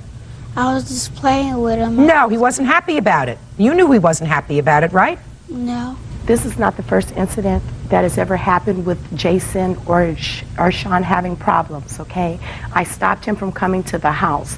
My husband and I, we never discussed with Sean why he could not come into the house any longer by being disruptive and doing things. We just kind of just let the kids play outside whenever they met outside. He had no idea that Jason and him were no longer friends per se. He was still... But he knew he couldn't come into the house. Yes, he was aware that I did not want him to come into the house. home. That he knew. Yes. Kids are smarter than you think. If you Yeah. say that Jason can't come into the house, they know that there's a reason. You can play with him outside, but he can't come into the house. Put your hands down! What do you think, you're at the beach? No. Judge Judy continues in a moment. I sat in that emergency room while she fed her son Dorito potato chips on the same side of the mouth where she claims Jason had injured. So to me, it wasn't that severe. And later today, You mean to tell me that the other 40 people who showed up just showed up because they wanted to? Stop making a baby out of your daughter. real cases, real people. Judge Judy. 8-year-old Deshaun Jenkins says 11-year-old Jason Dudley smacked him in the head, causing a concussion. Jason says Deshaun was teasing him about a girl. Have you had any other difficulty with Jason in school? No. We've been neighbors for over 2.5 years, Your Honor. Okay, we never had any problems whatsoever. I didn't know that she had not allowed Jason to come over to the house because they were still playing. We live right across from the park, so they still play together out in the park. So I had no incidents or no knowledge whatsoever that she had forbidden. She never talked to me about it whatsoever. When she came to my house and asked me to pay for the emergency room bill, I told her no, I was not going to pay for it, okay? So what I did was I followed her to the emergency room to find out, make sure she got to the emergency room. I followed her there. I sat in that emergency room while she fed her son Dorito potato chips on the same side of the mouth where she claims Jason had injured. So to me, it wasn't that severe. If she felt that he had a concussion... He didn't have a concussion. Right. Okay. He didn't have a concussion. He had nothing wrong. He hit his head.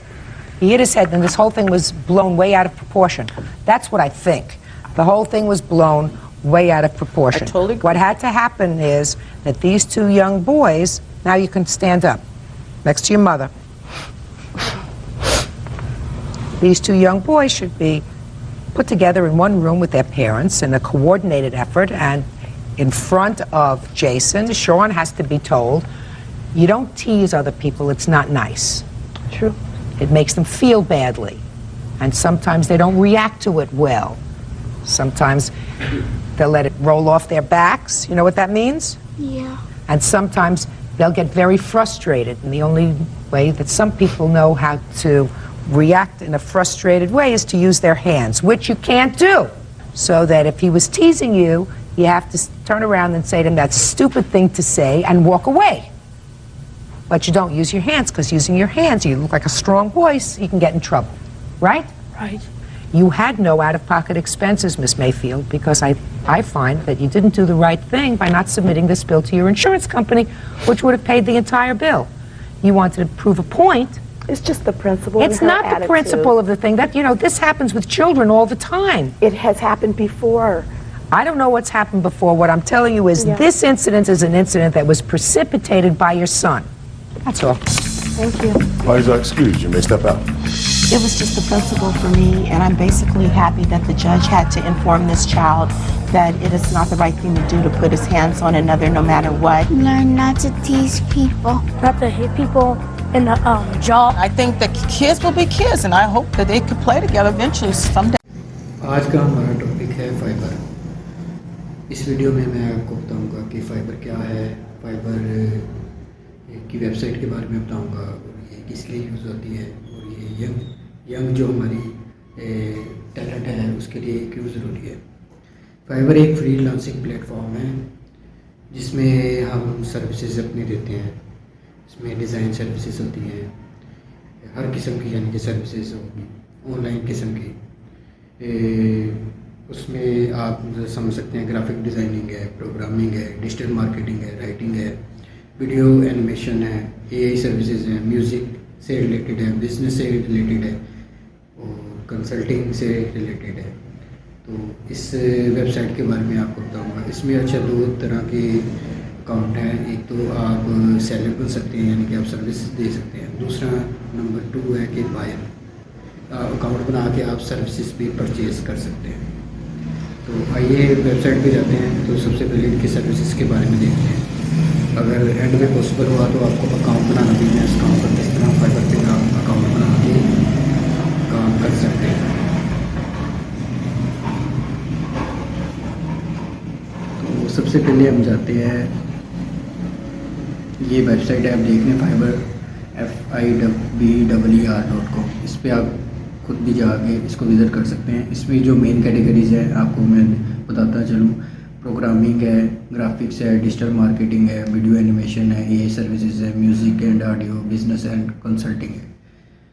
One by one सबको देखते हैं, फिर आपको अंदाज़ा भी होगा कि लोगों ने कैसे अपनी गिग बनाई हुई है और कैसे वो इस पे अपनी सर्विसेज बनाते हैं। सबसे पहले हम चेक कर लेते हैं प्रोग्रामिंग। अब ये प्रोग्रामिंग एक मेन निश है, उसके अंदर काफ़ी ज़्यादा निशेज़ हैं। फॉर एग्ज़ाम्पल वेबसाइट हो गया, एप्लीकेशन डेवलपमेंट हो गया, सॉफ्टवेयर डेवलपमेंट हो गया, मोबाइल ऐप्स हो गई। और दूसरा वेबसाइट के अंदर भी काफ़ी सब कैटेगरीज़ हैं, website development, website maintenance, WordPress, Shopify, custom websites. Similarly आप एप्लीकेशन डेवलपमेंट में भी जा सकते हैं, सॉफ्टवेयर डेवलपमेंट में, मोबाइल ऐप्स में, नीचे वेबसाइट प्लेटफॉर्म्स से रिलेटेड भी खास निशेज़ हैं, ब्लॉकचेन के बारे में भी निशेज़ हैं, और एंड पे एक मिसलेनियस है जो रैंडम है। तो एग्जांपल के तौर पे हम वेबसाइट डेवलपमेंट वाला ओपन करते हैं न्यू टैब में।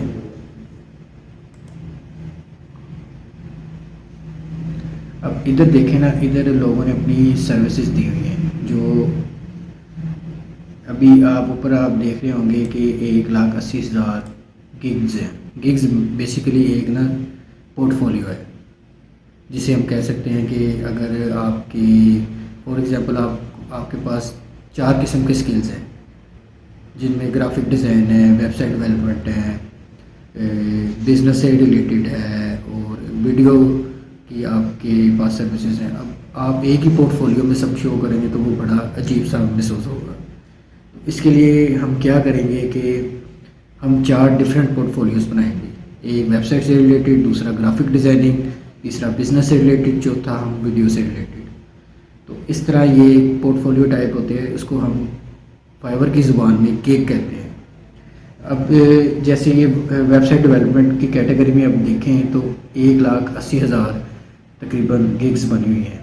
और इधर आप देखें जैसे ये फर्स्ट में फाइवर चॉइस में है, ये इस सेलर की 5 रेटिंग है, 90, ये 90 है जो जिन बंदों ने रिव्यूज़ लगाए हुए हैं, ये वो रेटिंग है। इसी तरह आप नीचे जाएंगे तो आपको डिफरेंट कुछ टॉप रेटेड भी नज़र आएंगे, लेवल 2 भी नज़र आएंगे। नेक्स्ट जो हमारी वीडियो होगी उसमें मैं आपको बताऊंगा कि लेवल 1 और न्यू सेलर में और टॉप रेटेड में क्या फ़र्क है, वो हम अगले लेक्चर में हम कवर करेंगे। तो ये एक बेसिक सा ओवरव्यू है फाइवर का। तो नेक्स्ट हम लेक्चर में इनके लेवल्स को भी कवर करेंगे और उसके अकाउंट जनरेशन के बारे में भी जाएंगे हम। अब इसी तरह हम एक तो वेबसाइट हो गया, इसी तरह मैं कोई और भी ग्राफिक डिज़ाइनिंग के भी ना ऑन कर लेता हूँ कोई निशेस। ग्राफिक डिज़ाइनिंग में आप सबसे एक मेन कैटेगरी होती है लोगो की, जो कि हर एक बंदे को चाहिए होता है। उसके अलावा लोगों के अलावा भी एक वेबसाइट का वेब डेवलपमेंट भी इसमें आ जाती है, यानी कि वेबसाइट का डिज़ाइन जो बैकग्राउंड हमें नज़र आता है वो भी ग्राफिक डिज़ाइनिंग में ही आ जाता है।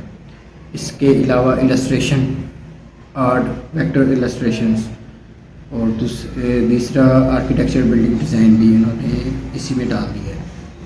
तो लोगो डिज़ाइन फॉर एग्जांपल हम ऑन करते हैं न्यू टैब में। लोगो डिज़ाइन में भी आप देखें 1,80,000 से ज़्यादा गिग्स हैं, इसमें भी देखें। और एक और चीज़ मैं बताता चलूँ कि इधर देखें शॉर्टिंग बेस्ट सेलिंग है, बाय डिफ़ॉल्ट बेस्ट सेलिंग होती है, रिकमेंडेड भी आ सकती है। तो इसमें आप देख सकते हैं कि लोगों की गिग्स है, उसमें काफ़ी अच्छे रिव्यूज़ हैं। असल में फाइवर का इस तरह का सिस्टम है कि जो अच्छा परफॉर्म करते हैं ना उसको फर्स्ट पेज पे रख देते हैं। जो यानी कि अच्छा परफॉर्म नहीं करते, जिनके रिव्यूज़ ज़रा ख़राब होते हैं, तो फाइबर आस्ता आस्ता आस्ता आस्ता उसको पीछे करता रहता है। तो ये वीडियो हमारी सिंपल सा एक ओवरव्यू था फाइबर के बारे में कि फ़ाइबर क्या चीज़ है और किस लिए इस्तेमाल हो रही है। नेक्स्ट लेक्चर में हम इसके एक तो लेवल्स को कवर करेंगे और दूसरा गिग्स देखेंगे कि लोगों ने किस तरह बनाई हुई है, उसमें क्या क्या चीज़ें उन्होंने डिफ़ाइन की हुई हैं। मिलते हैं फिर हम नेक्स्ट वीडियो में।